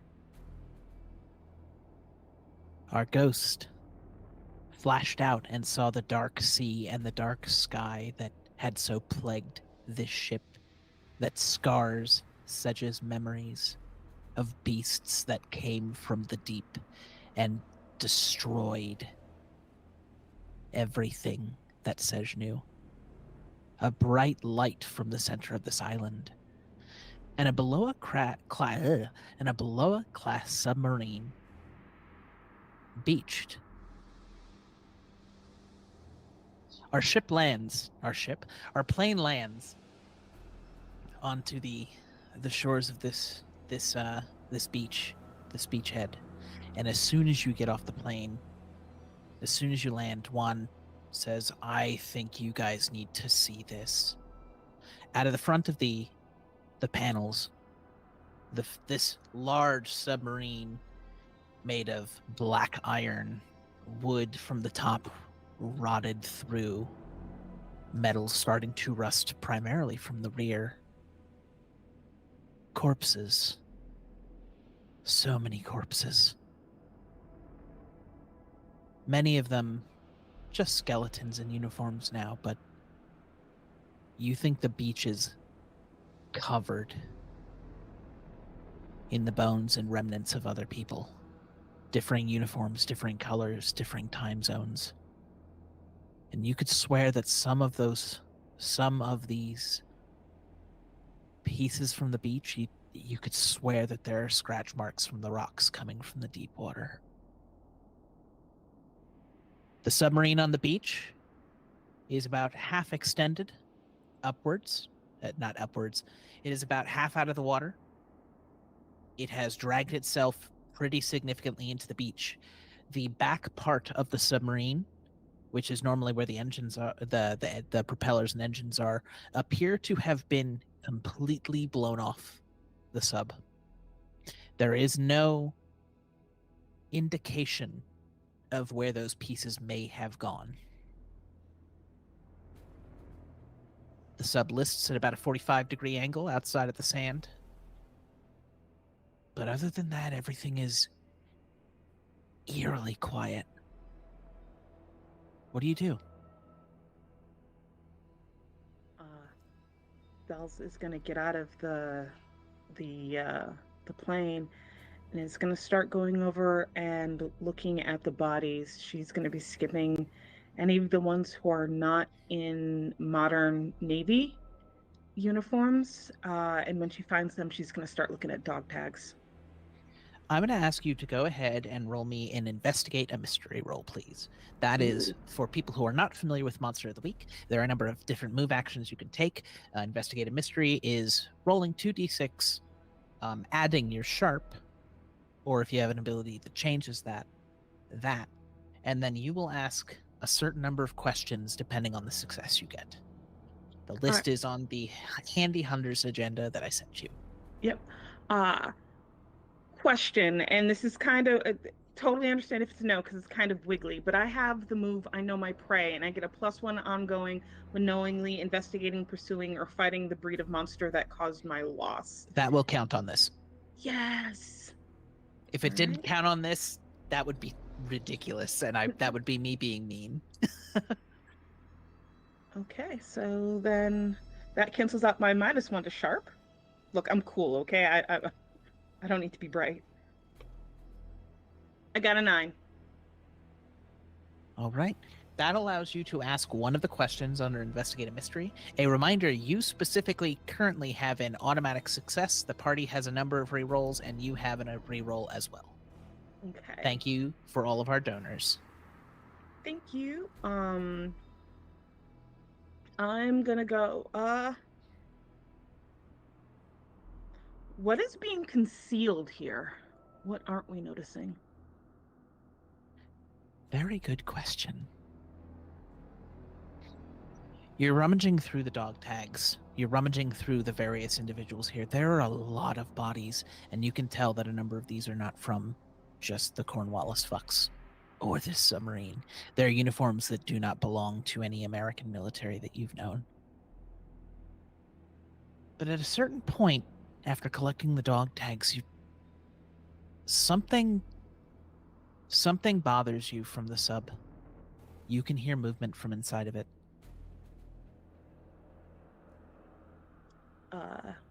So I'm just gonna kind of sidle up to where everybody else is, and I'm gonna hold up some of the dog tags, and Sola, maybe at some time if you have a thing that you do for dead folks or whatever. But the important thing is, and I'm gonna drop my voice, especially since I don't actually need Juan to hear any of this because he has our plane, and I would like him to be as little freaked out as possible. I'm hearing noise from the submarine. Something's in there.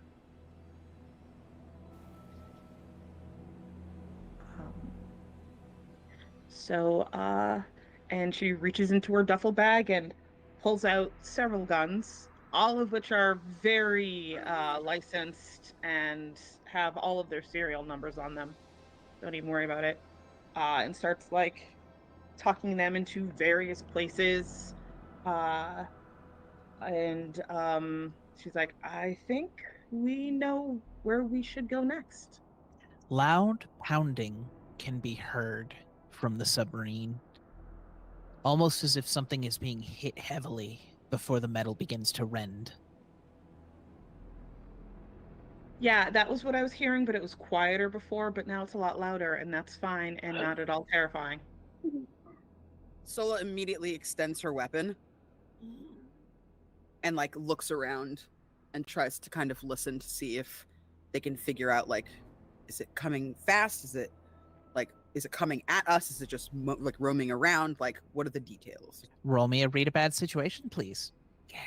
With this, you will either hold 3, hold 1, or nothing. Okay, plus sharp. Well, they're rolling. If I can ask, the noise of the banging that's not like it all lined up with the way that Cyrus is glitching, right? It's not at the same time or in the same pattern or anything disquieting like that. There may be some alignment to that. It is not perfect if it is. It is I'll not take one that. for one. I'm gonna call that good news. That's good news, guys. That is an 11. Cool. Hold 3. On the read a bad situation chart, there are a number of questions there. You are able to ask me 3 of them. The questions for our audience are, what's my best way in? What's my best way out? Are there any dangers we haven't noticed? What's the biggest threat? What's most vulnerable to me? And what's the best way to protect the victims? So we don't have victims specifically yet, but You do technically. I count everybody that I'm with as You being also have that. Juan. Oh, that's true. Okay, And the so plane. I would like to Wait. ask. What do you mean victims? One's fine. Anyone who could be harmed by a monster, Mhm. in this case, could count as a victim. You guys Okay. can also count as victims in these cases. Okay. Okay, I'm gonna ask, what's my best way in? We'll start with that. Yeah. The best way in, from what you can tell, while the fact that the back of the submarine has been opened, oddly, it almost looks like it was blown out from the inside, actually, now that you're noticing, which means that there isn't as much metal crunching inwards. That would be a relatively good entry point, but you're pretty confident, having done some research about naval vessels and these sorts of things before, you might be able to just enter from the top of the sub. It might give you a little bit more room without having to run through whatever is currently messed up within the wreckage of the rear. You have 2 more questions. Are there any dangers we haven't noticed? As everyone is starting to focus on the submarine and begin prepping to deal with that, you start to feel it too. That pulsing, that rocking feel. It is as if someone is knocking on your head. Knock, knock. Knock, knock. Knock, knock. In the same fucking time as Cyrus's. And just from what you can tell it's deeper within the island. It's not coming from that submarine. Okay. 1 more question. What's the best way to protect the victims? You guys, don't be in that sub. Juan, have him leave. If you guys go deeper into the island, nothing will defend him. Those are your 3 questions. Solus straightens up, squares their shoulders, kind of shakes their head as if to clear it. And when they open their eyes back up, that kind of derpiness that they sort of had before, their like over dramatic kind of whoa, goes away, and they look with kind of a furrowed brow at Juan and walk up and get very close and very serious. You need to leave. Okay. Do you want me to keep a perimeter? You can if you have the gas. Otherwise, I would say go to a nearby island, rest, relax, come back in the morning. I don't know if I can find. We have some. We've got some installable buoys on the plane. I'll fly out. Maybe I'll fly out, land out there, light a fire. I'll come back. Okay. Okay. Do you have any flare? Do you have any emergency flares? Do you have an Oh, emergency flare? Did I leave in with the? We're calling them kids, right? Yeah. Yeah. 1 sec. Yeah. The kids left 1, and he hands you a stick of dynamite. Not the flare I was thinking of, but okay. Good Oh enough. shit! He takes that back. No, Gives you the actually, flare We might instead. need that. We might need that. Yeah, Yeah. no, I'm gonna take the flare too. I'm picking both. Yeah, you get a flare and a dynamite. You Excellent. almost let me have the dynamite back. All right, Couldn't- one. Hang tight. And she'll hand the rest of the stubbed out joint over to him. Enjoy. For you, He buddy. takes the joint, looks at it, throws it into the water because again he's concerned that the plane will explode if he Before lights you it went in on the the plane. plane, woman! She gets really upset. And one takes off. Kicks at the sand. Ah, it was perfectly good. As the plane starts to rev up, that sound that you hear in the submarine becomes almost more frantic. You start hearing ripping of metal occurring. I And don't the have a sound good of what feeling. almost sound like tools beating against the interior. Everything in my body is telling me not to go into that fucking submarine. What we want is at the heart of the island. Maybe we listen to that and just. I don't like submarines. I don't like them. Though, you know what kind of submarines I like? Submarine sandwiches. Let's get the As fuck you out guys of are here. talking, as you guys are making the jokes, you see that the side of the sub begins to buckle outwards. Let's. A large crab claw suddenly rips through the side, and something bursts out. It's half very clearly not of this world.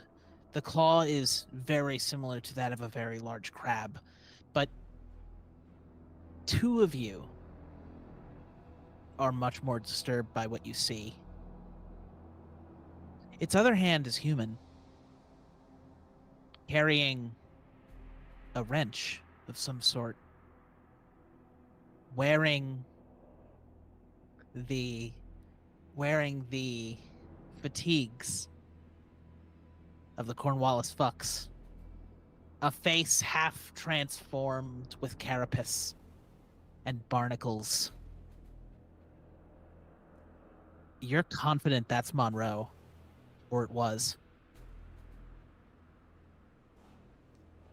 And gonna- this thing that was Monroe charges at you. I want to clock Cyrus to see if he's okay.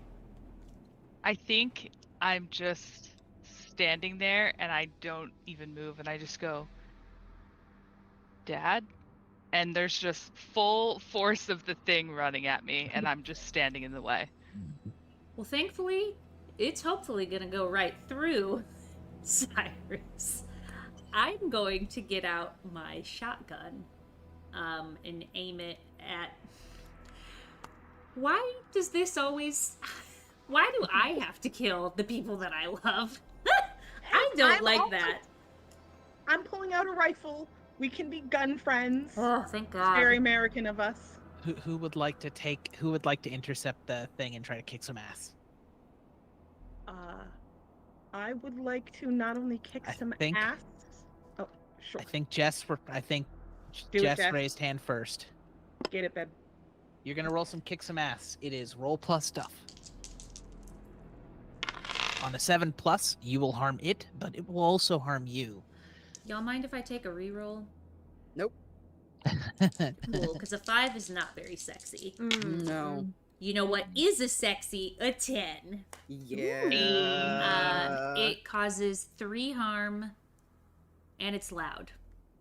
Cool. But 3 harm is 3 harm, so... With a 10, you also choose one extra effect. It also, I should note, anytime you kick some ass, it will do harm back to you. Oh. Now, what a 10 does is either you gain the advantage, you take +1 forward, or you give +1 forward to another hunter, which is an add +1 to their roll. You inflict terrible harm, which is +1 harm to the roll. You suffer less harm, -1 harm to your damage that you're about to take. Or you force them where you want them. I would like to deal additional harm to... So you will deal 4 damage to this Yeah. thing. You clock not clock. It's a shotgun shell. You blast through half of this thing's head, the carapace part of the head, and it reels as it starts to stumble forward, but it is still going, and it just whams into you. You take 2 harm as this thing barrels into you full speed. Cool. Cool. All right. It is bleeding very heavily out of its now gaping head wound, but it is still moving How fast is it? very fast. Ah. My model froze, but don't worry about that.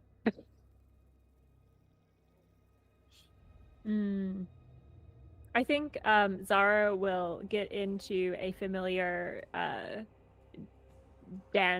combat dance with Isabella, where I assume Isabella has like a big gun that needs to be steadied or something of the sort. It's a rifle. But I certainly wouldn't mind the help, or however you wanted to do this. Yeah, I think maybe just she'll be the flat surface you can rest your gun on. She's like the ultimate table. She like slides on her knees as she's on a stage at a rock concert or something, playing air guitar, and slides right in front of you, and then you can like prop the gun up on her head. I have a bonus for helping, so it's going to be on a success you can get a +2. That's really fucking good. Go ahead and roll me a plus cool to help out. Okay.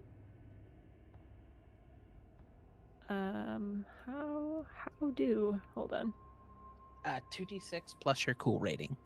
How do in roll 20? /R. Ah, 2D. it has been a minute.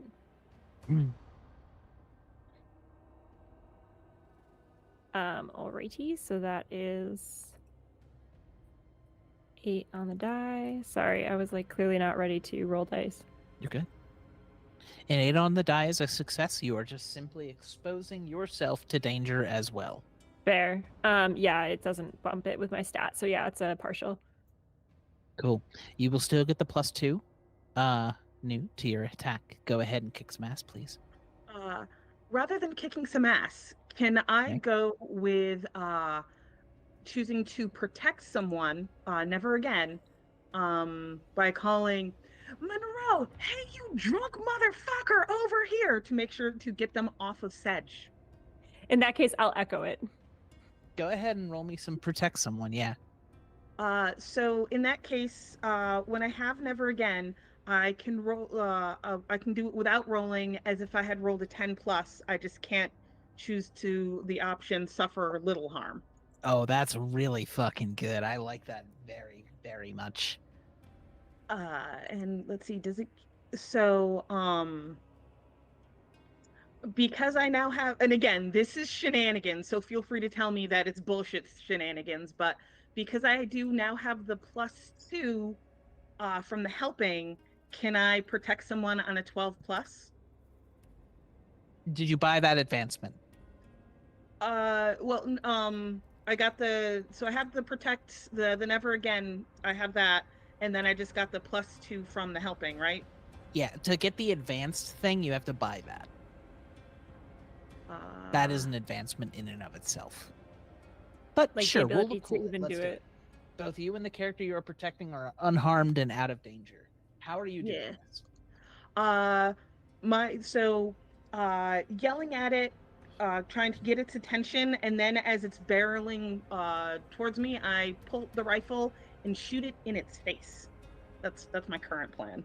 And then if it keeps coming, because I do 2 harm with my rifle, I grab. I would like to grab onto Zara and just kind of like pull us both backwards out of the line where it runs. Well, Zara mostly, and if I take harm, I take harm. That's part of it. You do not take harm with the 12. Ah, sweet. You will not be able to attack if you're using the protect someone action. Oh, okay then. But you are basically pulling this thing's attention. This Monroe starts running at you, and as you guys dodge out of the way, it stumbles almost just right past you into the sand, making this weird, chitinous mess. It is still Alright. moving though. Little help. Sorry, Cyrus. Sola goes barreling forward next. Triton kind of parallel to their body, going as fast as they can and just launch themselves forward with it and just try to spear it as hard as they can into the side of this thing. Go ahead, roll kick some ass. I'm going to give you a +1 forward just because it is in a position it should not be in, which is on the ground flat. So that is an 8. But I think... Is it too late to use my +3 forward from my last roll? Can I add that now? You can do that now. All right, so 11. Cool. Mm-hmm. You are able to do that. Do you have one of the choices of the extra effects that you would like? I can read them again if you need. Yes, please.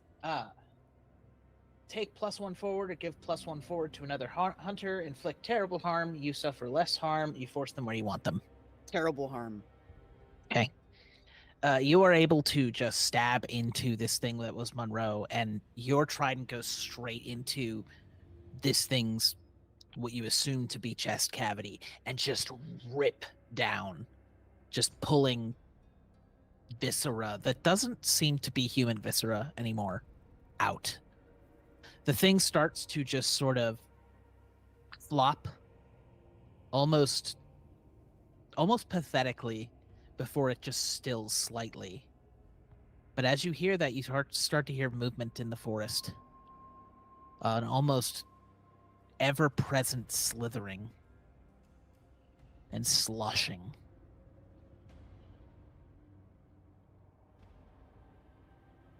It's currently dead. What Sola the fuck puts do like you one mean foot on it. currently dead? You and I are on the same page. I didn't like that. I'm sorry, Candace. That's okay. You I were think saying, Candace? Sola just like puts one foot on it, like Captain Morgan style, and then like yanks the thing out, like the trident out, like squelching, kind of shakes it off, and is like, "Yeah, there's more coming. Maybe not more of this, but something. I can hear it. But also, yeah, mostly dead. What the fuck?" As soon as you say that to the rest of them, a familiar sight to only Sej appears. You remember flesh tendrils coming out of that submarine, the old submarine that docked with the Cornwallis fucks. From the forest and up from the beach, this mass of almost liquefied, putrescent human flesh goes high and then begins to slam and embrace the thing that was Monroe, filling in the wounds that you have inflicted. It's Should we- rebuilding it. Should we run? I feel like this is when we run. Yeah, let's go. I'm gonna reach down and take the wrench out of Monroe's hand. You are very easily able to do that. Does this feel like a dynamite problem? Because this looks kind of like a dynamite problem. Dynamite, then run? Yeah. Spark it. Hold the dynamite out to Zara, who I know has a lighter. The thing begins to shamble up as you struggle to light this dynamite. She's trying to light it as fast as she can while running. Yeah. If it takes more than 3 seconds, like, I'm not into that. We'll just run instead.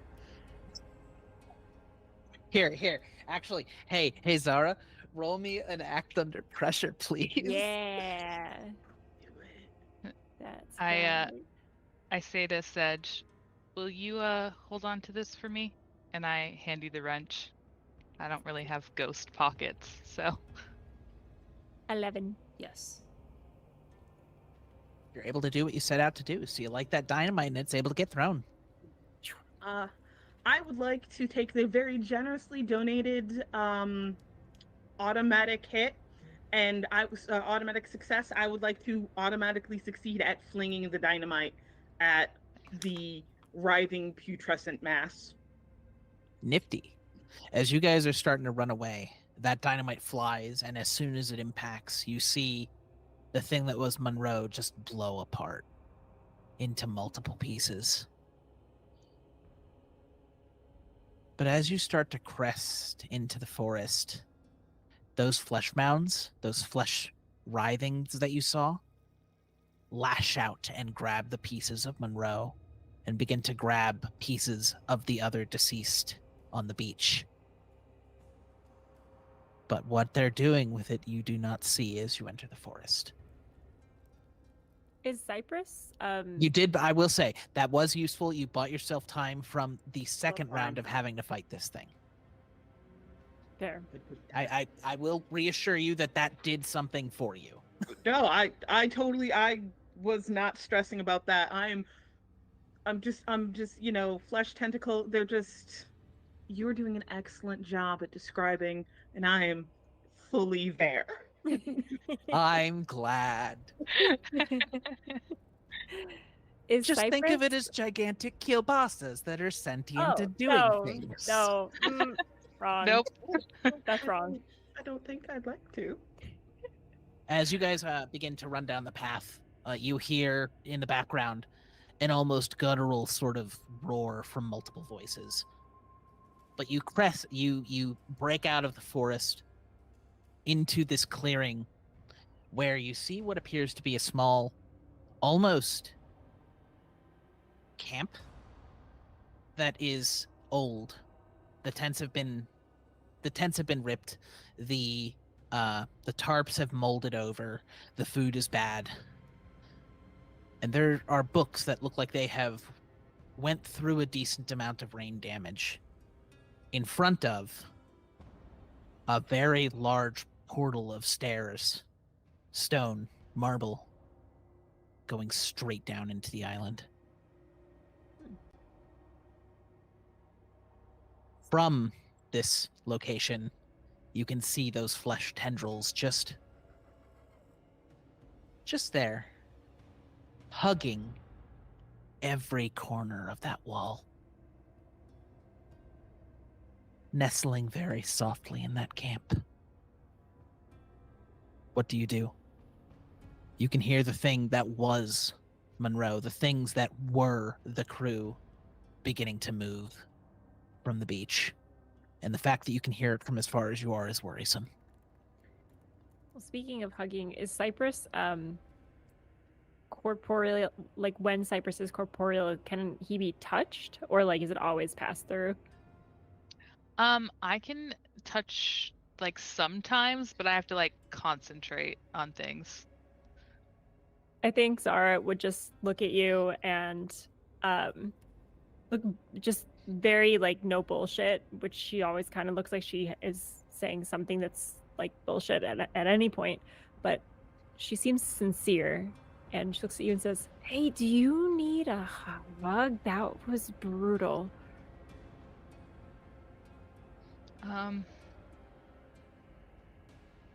And like trying to get words out, but like tripping over words, stuttering. We could try to go for a hug. You hear trees in the background just being crushed under the sound of something. Zara does the hand thing, like, "Okay, wait." He like That word. tries to like settle into a hug to see if he'll like stay solid enough for a hug. She goes to hug you, and as she's hugging you, she thinks about a time she spent with her cousin Cody when they were skipping rocks by a small brook, and Cody was talking about like going on a ship and being so excited that she was going to work with this world-renowned chef and it was going to be amazing. And she just remembers like dreams of a happier time and gives you a big hug. I think like halfway through the hug, Cyrus like loses being able to be solid and like fades through. She does the he's whiff like- with her arms. Yeah, and he's like crying, but he can't actually cry, so it's just like you can tell that he's sad. I'm sorry. Thank you. Let's fucking run. Yeah, and he kind of like wipes his face.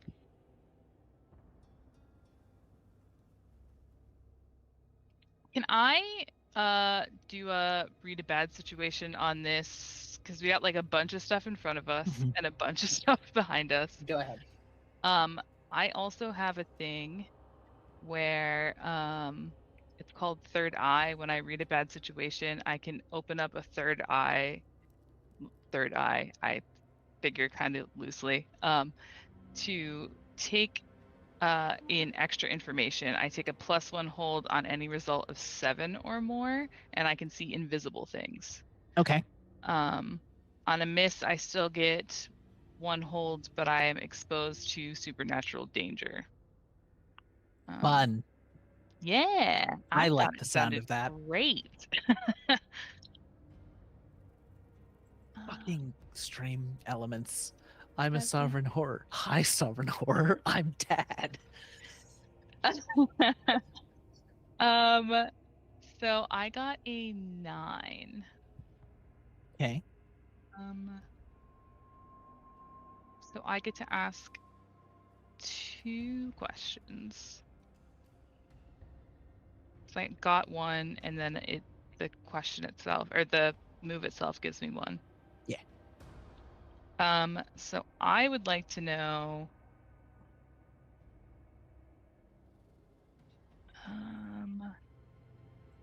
what is the biggest threat? As you've been running into the forest, you notice it, and Sola, you notice it too.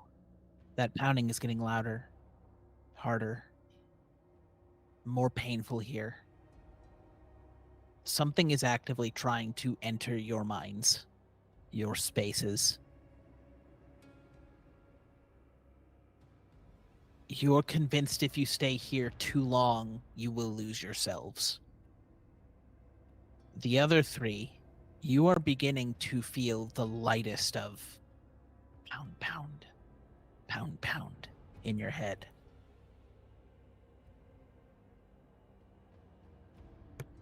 I'd like Does that to answer try. your question? If you feel like it doesn't answer your question well enough, I can expand. I think I want. Yeah, I was trying to figure out, like, do we move forward through like all the stuff that's in front of us, or like is the stuff behind us kind of more in danger for us? Both are a present danger, but you know what the one is behind you. You do not know what the one is in front of you. You know that the one behind you may get back up if it is at all exposed to the meat. If that is a more explicit answer. Yeah. And then I guess my second question is, I wish that part of me wishes we could word these a little differently, because there's a what is my best way in and what is my best way out. I want to know what is my best way forward, but that's not really. I'll use best way in Okay. for that. The best way in is to see what is inside that, whatever this place is. You know that that is where the bright light was coming from. Okay. So I would share that the light that I saw was here. It was up ahead. But I feel like if we stay here, for a long time, that we might not leave. We might get lost, if that makes sense. And that's not just because I'm sad, and I get kind of like, look down at my feet as I'm talking. Gonna give the watch a little squeeze in my breast pocket. The beating of those pounding in your head, man, it goes down just a little bit. Okay. I don't know if we're gonna like what we find anywhere on this island, but I do know that maybe we can try and disable it so that this never happens again. Yeah.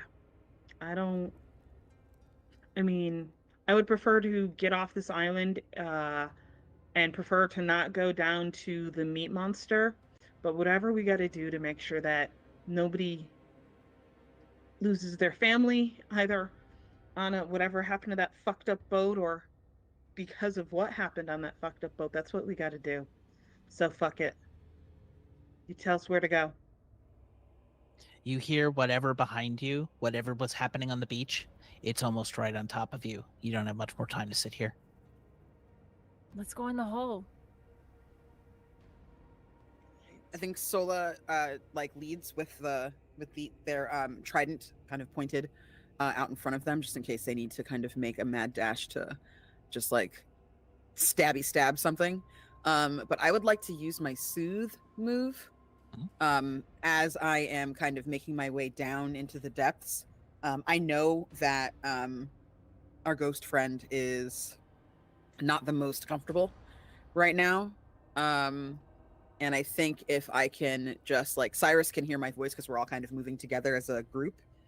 It says when I talk to someone for a few seconds in a quiet voice, I can calm them down, blocking any panic, anger, or other negative emotions they have. So I'm hoping that I can just like lessen the pounding that's happening so that he can focus a little bit more. I would say that with your divine power, and the use of a move, Cyrus, that pounding, it stops just altogether.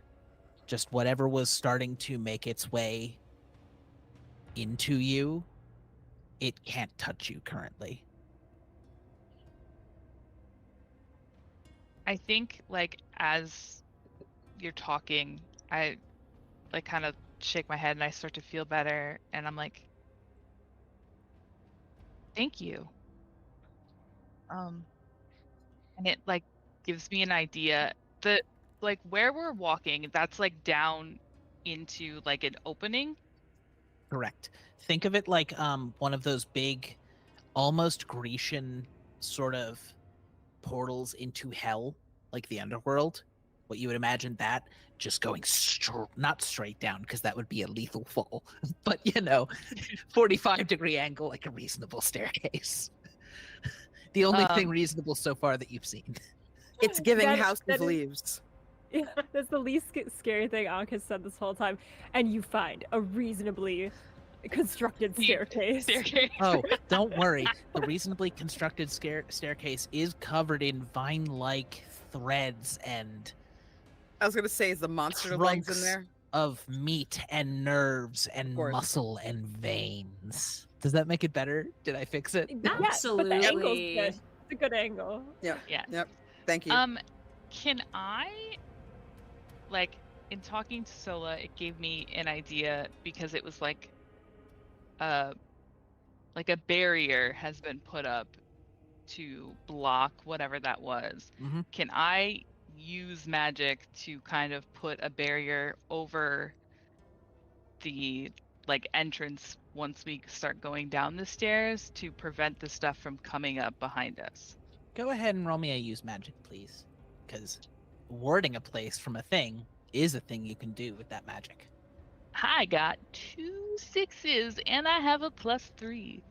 So yeah, you're able to ward that door. Like, if anyone would take the moment to look back, you just kind of see like almost like a spiritual what are they called? The doors in ships that you close when a cabinet is starting to fill.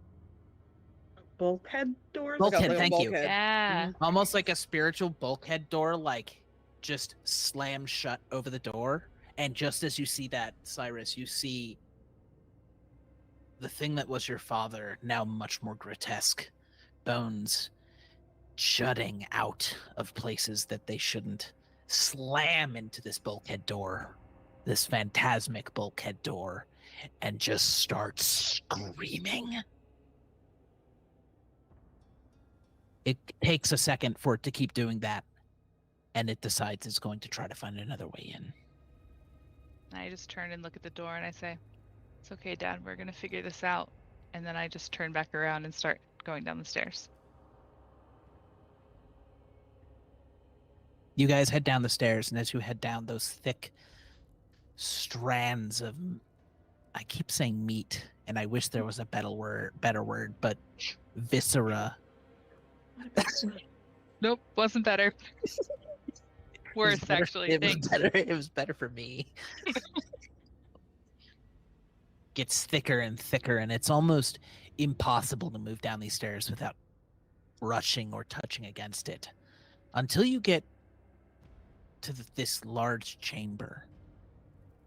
It's a chamber that is maybe about 40 by 40 feet. I think that's a reasonable size. Yeah, that sounds like a reasonable size. Dimensions are hard. You see I'll describe a couple of things that you see.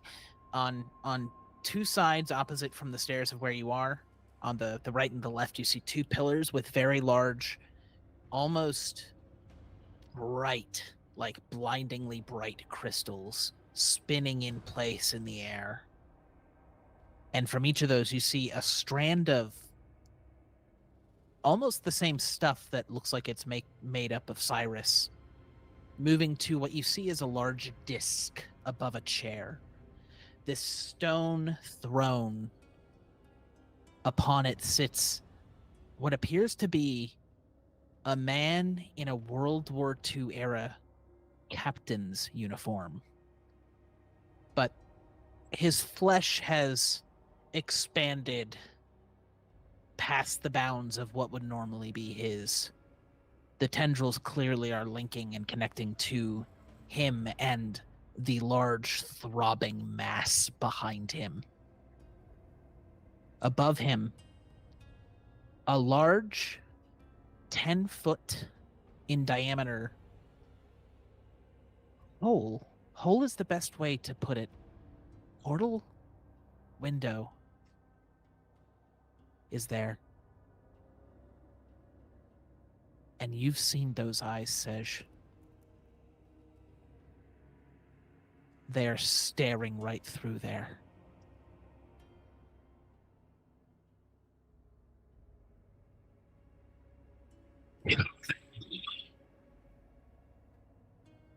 The flesh begins to move in the room. What do you do? Do I recognize the eyes from someone that I know or something that I've seen? The eyes are huge.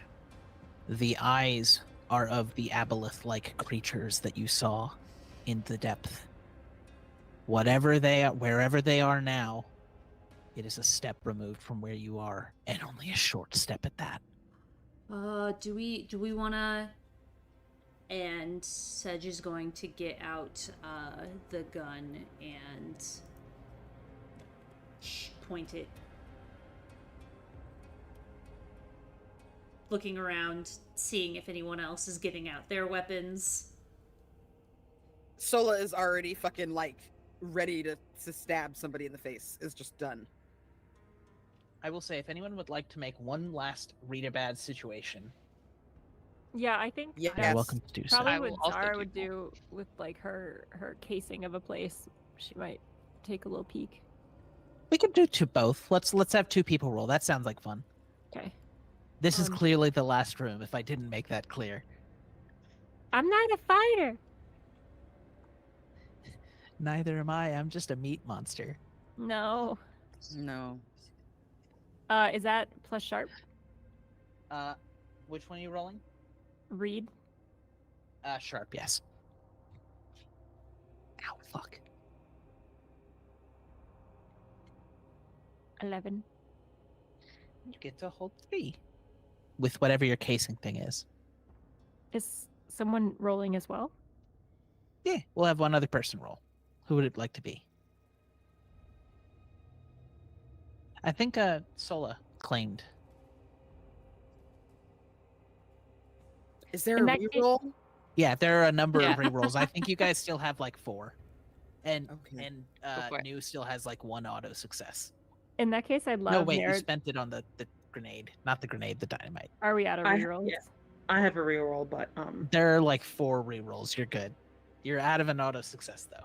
Sorry. But you both- at home watching could donate an auto success because it sounds like we're gonna get our asses kicked. It's only $25 and it goes to a real great cause. Hey, and on the other hand, if you, the viewers, would like to make everything worse, what's the How do thing I for mute a, Ankh? Where's the bane? mute button?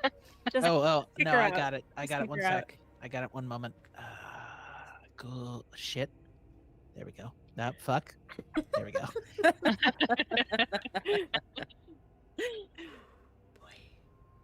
Okay, I got an 8. Okay. narratively, real quick, I would love if Zara and Sola, because they're both scouting out, like if we were back to back maybe, and like Yeah. you know, she just looks over her shoulder and she's like, she did send me one letter. She said your aunt was really cool. Yeah, yeah. I mean, not like cool under pressure, but cool as a person. Yes. Yeah, she says real slow. And I'm gonna hit the unmute button on Ankh now. Yeah, where's our GM? GM just like straight up left. I was told to go. What are your 3 questions? First, we'll deal with the 3 questions from Allison, and then we will deal with the one from Sola. I'd love to like kind of build off each other. So like maybe like narratively, I'm kind of calling out what I see to Sola. So we're doing bad situation, right?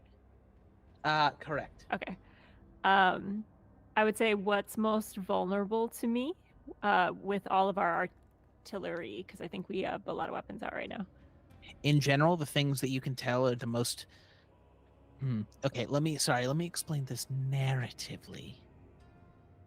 With what you've seen of the destruction that you have wrought upon the thing that was Monroe, attacking the flesh could be useful, could be pointless, but those crystals do sure look important. Awesome. She'll say to Sola, I have stolen a lot of nice things, and they're usually very fragile. I'm getting that vibe from these crystals. This is the only time that I would advocate for you to pilfer and or destroy something precious. Yeah, right on.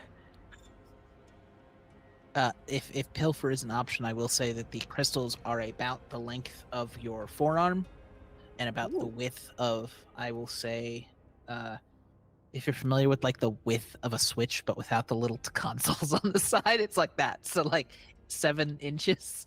Okay, so they could fit in a pocket. It could fit in like the jacket as you, yes, knew. Bella's over here with her gun trained on other things, not aware of what's going on in anybody's head. It's fine. It's okay. We all, when I said 7 inches, we all know what people thought about. We're doing great.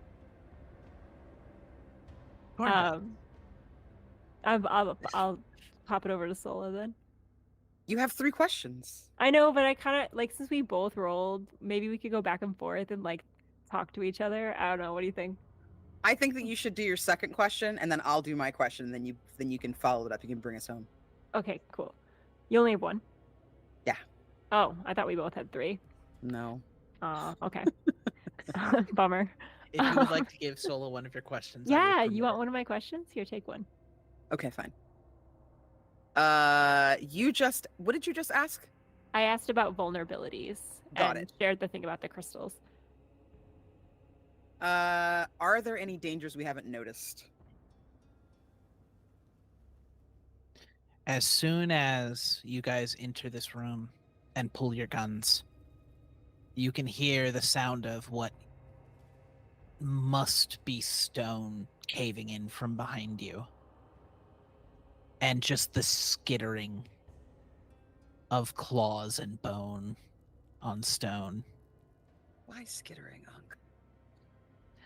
Because I have a really fun word choice. Ah, And it's getting exactly the response I was hoping. I did tell you guys this was horror. Come on, everybody. Ugh, ugh. Sorry, the gentle skipping of bones against a Across the lightly lake of stone. against a lightly beefy staircase. Is that better? No, but that's fine.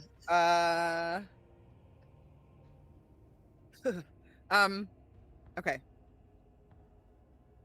I think you feel Sola's shoulder on yours, and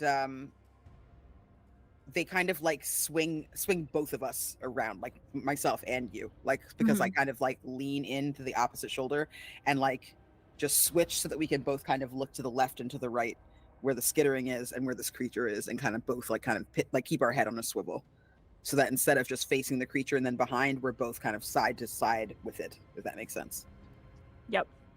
Yeah, she'll take her 9mm out while that happens. She kind of fumbles a little bit, so she's not adept as Isabella is, but she has a weapon. And so as you're positioning her, she'll arm herself and wonder,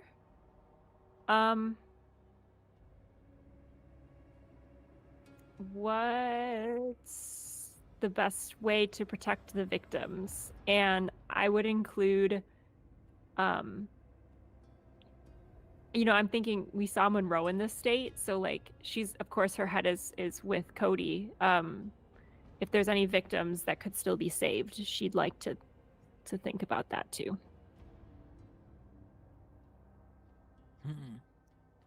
I don't think in this one shot we can answer for the others. I don't think there is saving Monroe in this state, but there is giving Monroe peace. Otherwise, if the other victims are you, it's either solving the problem or getting the fuck out and your door just closed, hun. Because there's a big skittering bony thing coming down the stairs. Roger. I'm not Roger, I'm Unc. Hi, Unc. I'm Dad. Okay, GM bot. Yes, I'm Mom.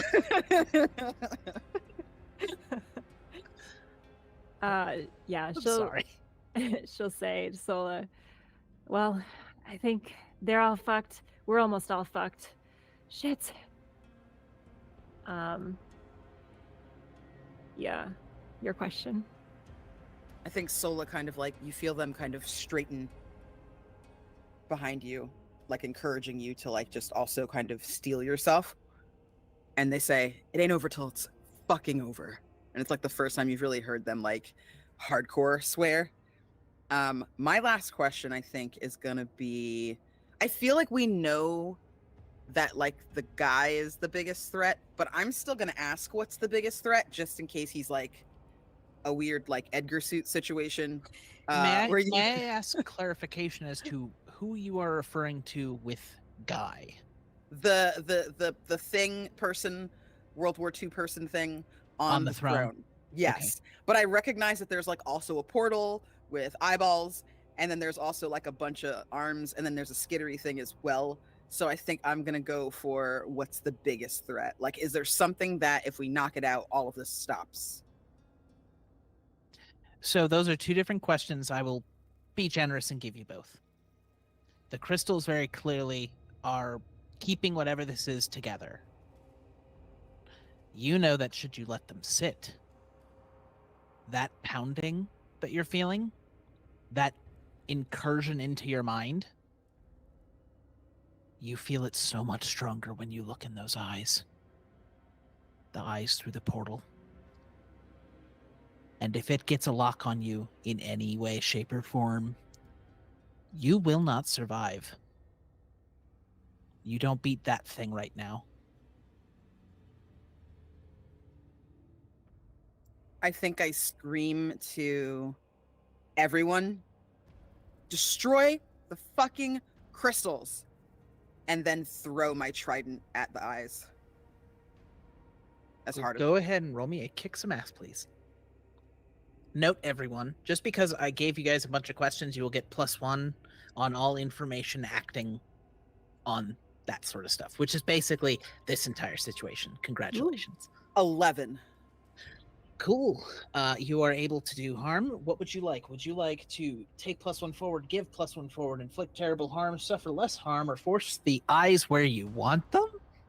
Meow. What? Where do you want the eyes? I'm Ding dong, inflicting. Amazon package for you. I feel like I have enough eyes on me right now. I'm going to inflict terrible harm. I will say, put the eyes where you want them is a valid choice. If you didn't Is think it? it was. Okay. Now, I- some of those are can more I- useful than others, but I wanted Can to I at put least- the eyes? Can I put the eyes under Sej's boot? That's not as far as they'll go. They are behind a portal that you cannot get through. Okay. Then I put them on the other side of the portal so everybody else can dog them out then. Cool. I think I see what you're trying to get. I will give you this. As you hit with your trident and it goes through the portal and lands in those eyes that are boring into you. They blink and they are no longer in the portal. You see that they have moved off. You will have at least one round where those eyes are not doing whatever they were going to do. Is my weapon on the ground in front of the portal? Sure. Cool. I'm not feeling like an awful person right now, but we'll get there. Gotta dive into that portal. Get your Listen. weapon back. Listen, I've seen way too much Buffy. Don't test me. I For will me- say, because you didn't select take no harm or take less harm, as you throw this thing, the rest of you see this. A large, almost. I'm trying to find a not gross word for this. Go ahead. But Go ahead. Hit me. club of meat just swing out from the room and clock Sola across the head for 2 harm.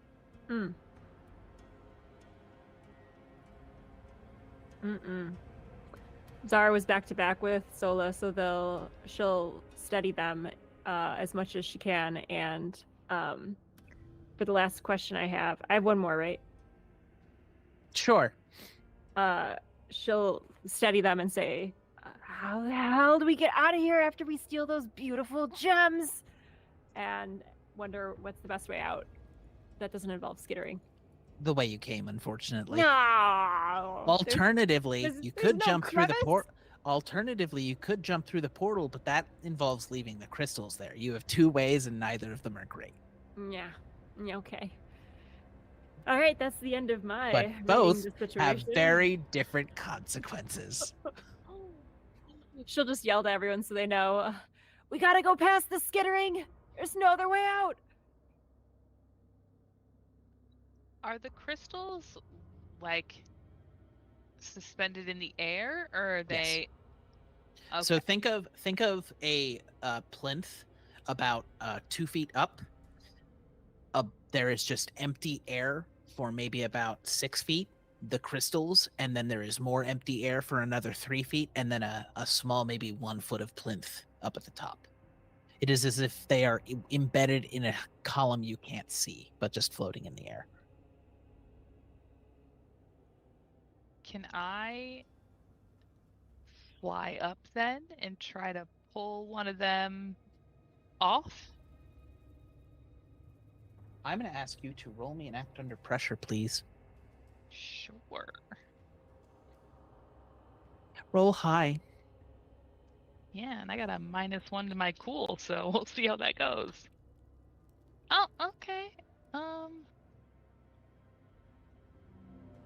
10? A 10? Yeah. You are able to grab this crystal and nothing bad happens to you, but you feel something crawling in trying to make you different. You are pulling this crystal and it feels like you're able to start getting it out of the general the area of where the plinth goes up and downy. Um, it may take like another pull out, but yeah, you've almost got this out. Okay. So I'll Next. continue to pull.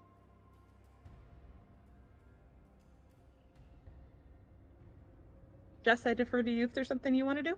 I will also note, for that action, Mana, that will give a +2 forward to anyone else taking an action on that crystal. I am going to yell up, Cyrus, do you want me to shoot it? Maybe shoot the other one? Yeah. And with that said, I will shoot the other one. Roll me a kick some ass, please. We have another crystals have- reroll, yeah?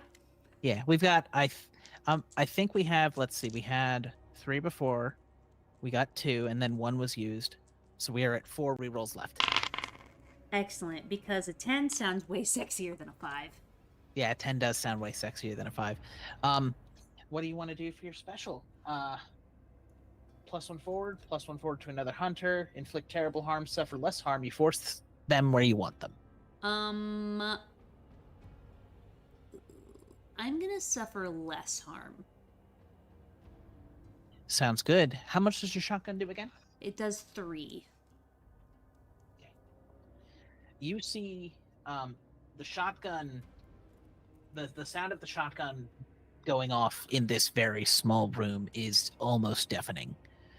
You see it clips the crystal and chunks of it fly out, but it is still spinning in orbit around there. As that happens, you see the crystal just spin faster and faster and faster and faster and faster and faster. And then a light emits from it. You are going to take 2 harm as this light just blasts you in the face. Both of you have been hit by the face. This one blasts you in the arm. Why not? Let's vary it up. Give some flavor. Ah, my arm. Sorry. Are they? Is this close range or what range are these crystals? 40-foot room, 40 by 40-foot room. So we'll say that this is like maybe 30 feet away from you. All right. Does that count as close for the purposes of shooting? Yeah, sure. Why not? Sure. Great. I actually would also like to get on team shoot the fuck out of it. And I believe in focusing damage, so I'm also going to shoot the one that Sedge just shot. Cool. Go ahead and roll me some ass, please. 3 rerolls left, I believe. And I know I specifically have one, so it's...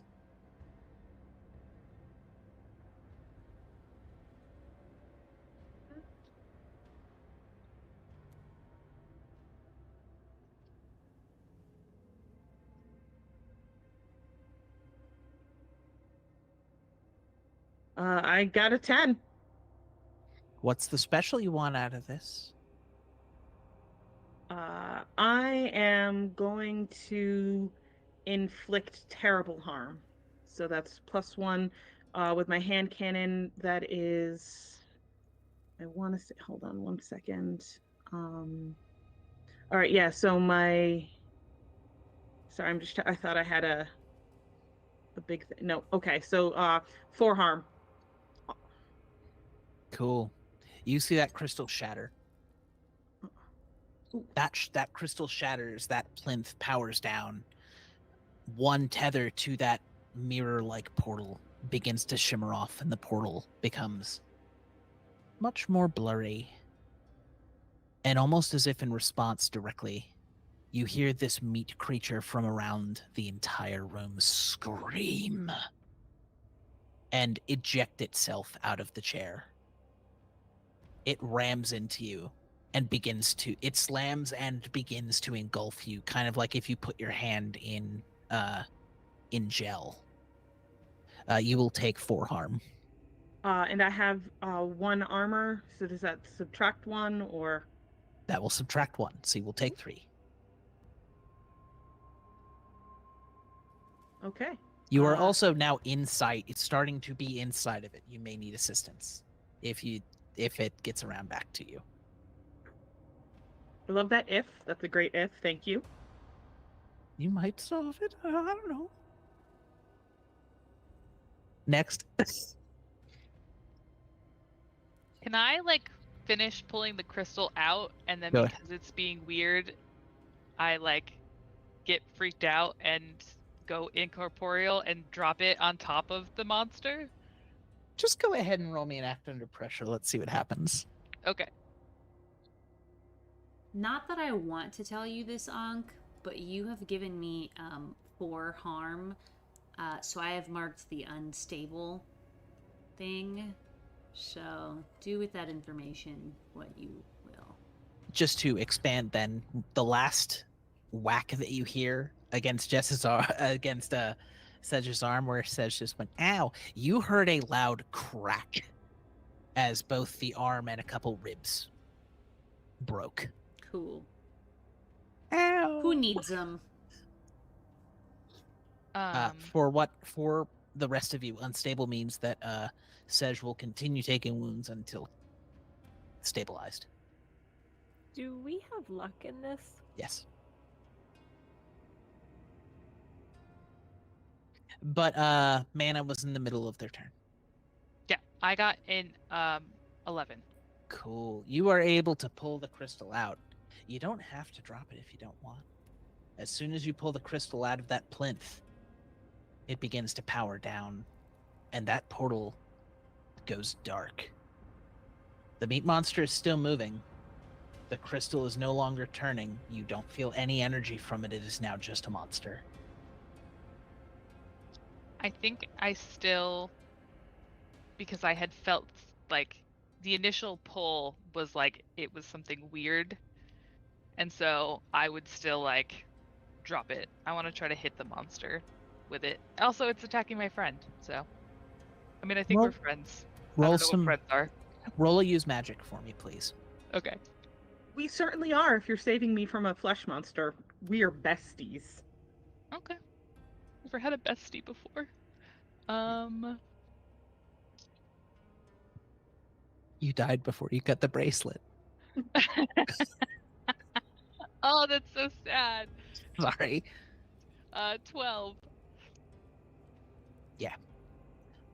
You drop this. You almost, instead of dropping it, I'm just seeing it like a fucking chuck. And you see this crystal start spinning again in the air and impact almost right next to Bella's head. And Bella, you just hear suddenly whum whum whum, and just as the meat monster falls apart in a messy fashion. I am just covered in gore and ick. You don't hear the skittering coming from the tunnels anymore.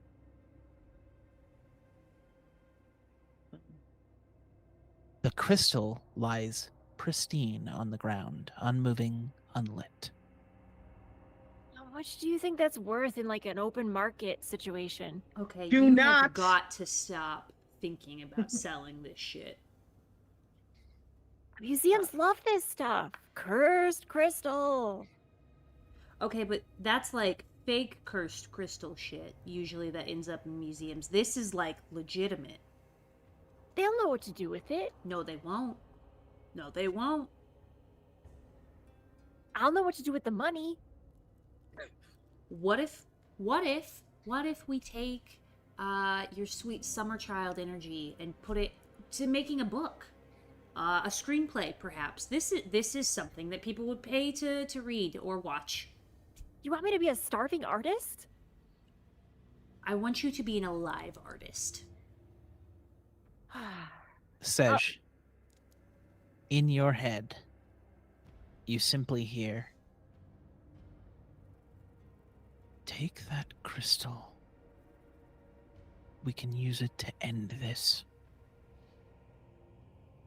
Am I getting the sense that this is from Wallace, who is also in the room? Wallace is not in the room. The Wallace voice is is not the in the thing. The voice is the thing that you heard from Wallace in the plane. Okay. It is not Wallace. Okay, I know that I just said no, Zara, don't take the crystal. But I like where this is going. apparently I it don't can like- help end this.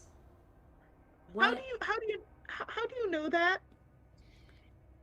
I just do. I You I see from know. the meat mound in the back of the room,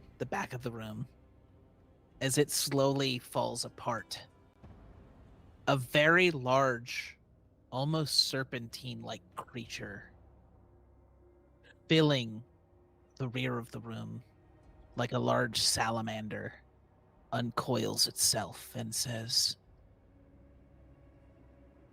I told you not to come back. But welcome.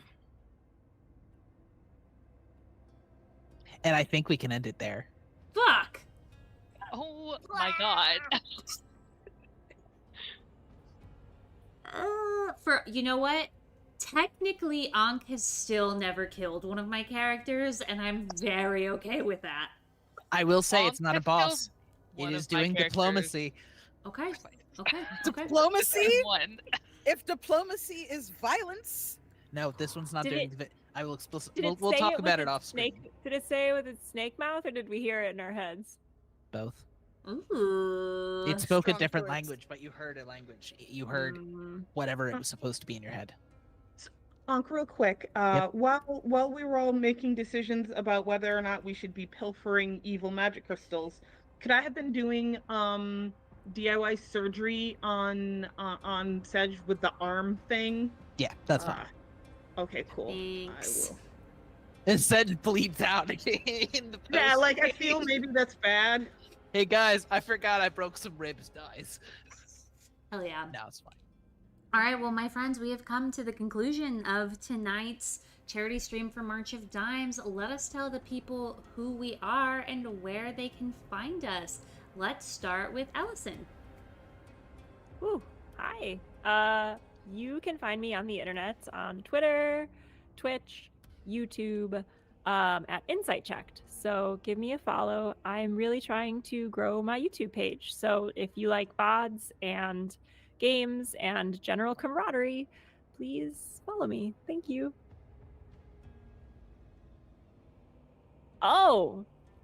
Oh, I'm gonna, right over to Mana. Oh, I'm always second. Hi. I hate this part. I'd much rather talk about my friends. Hi, I'm Mana. You can find me on the internets at Mana_Lorian. Typically, I just do the Fan Gang podcast with Jess. And sometimes I do fun stuff like this. So yeah, I post about that typically on Twitter.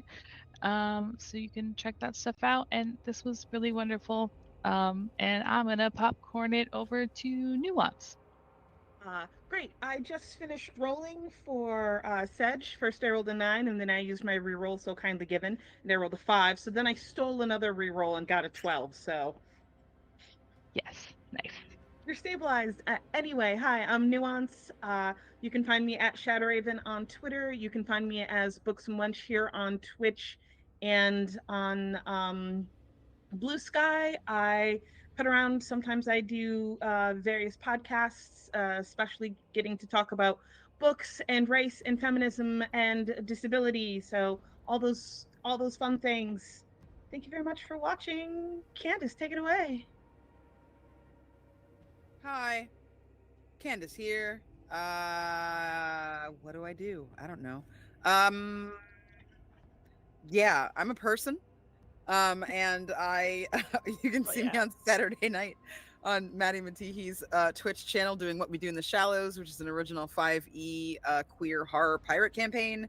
You can also hear me in the podcast Bloom & Blights, which is a Girl by Moonlight podcast, as well as Otherworld Hollywood, which is a Call of Cthulhu podcast, wherever you catch your pods. You can also see me on Tuesday as the guest host for Table Talk over at Chaotic Wholesome Presents. And you can find me at the Candace Marie on Twitter and Blue Sky, at Candace Magnificent, everywhere else. On 420, I'm going to play high songs while I'm high. So come on over Hey. to my Twitch channel. I'm gonna popcorn it to Ankh.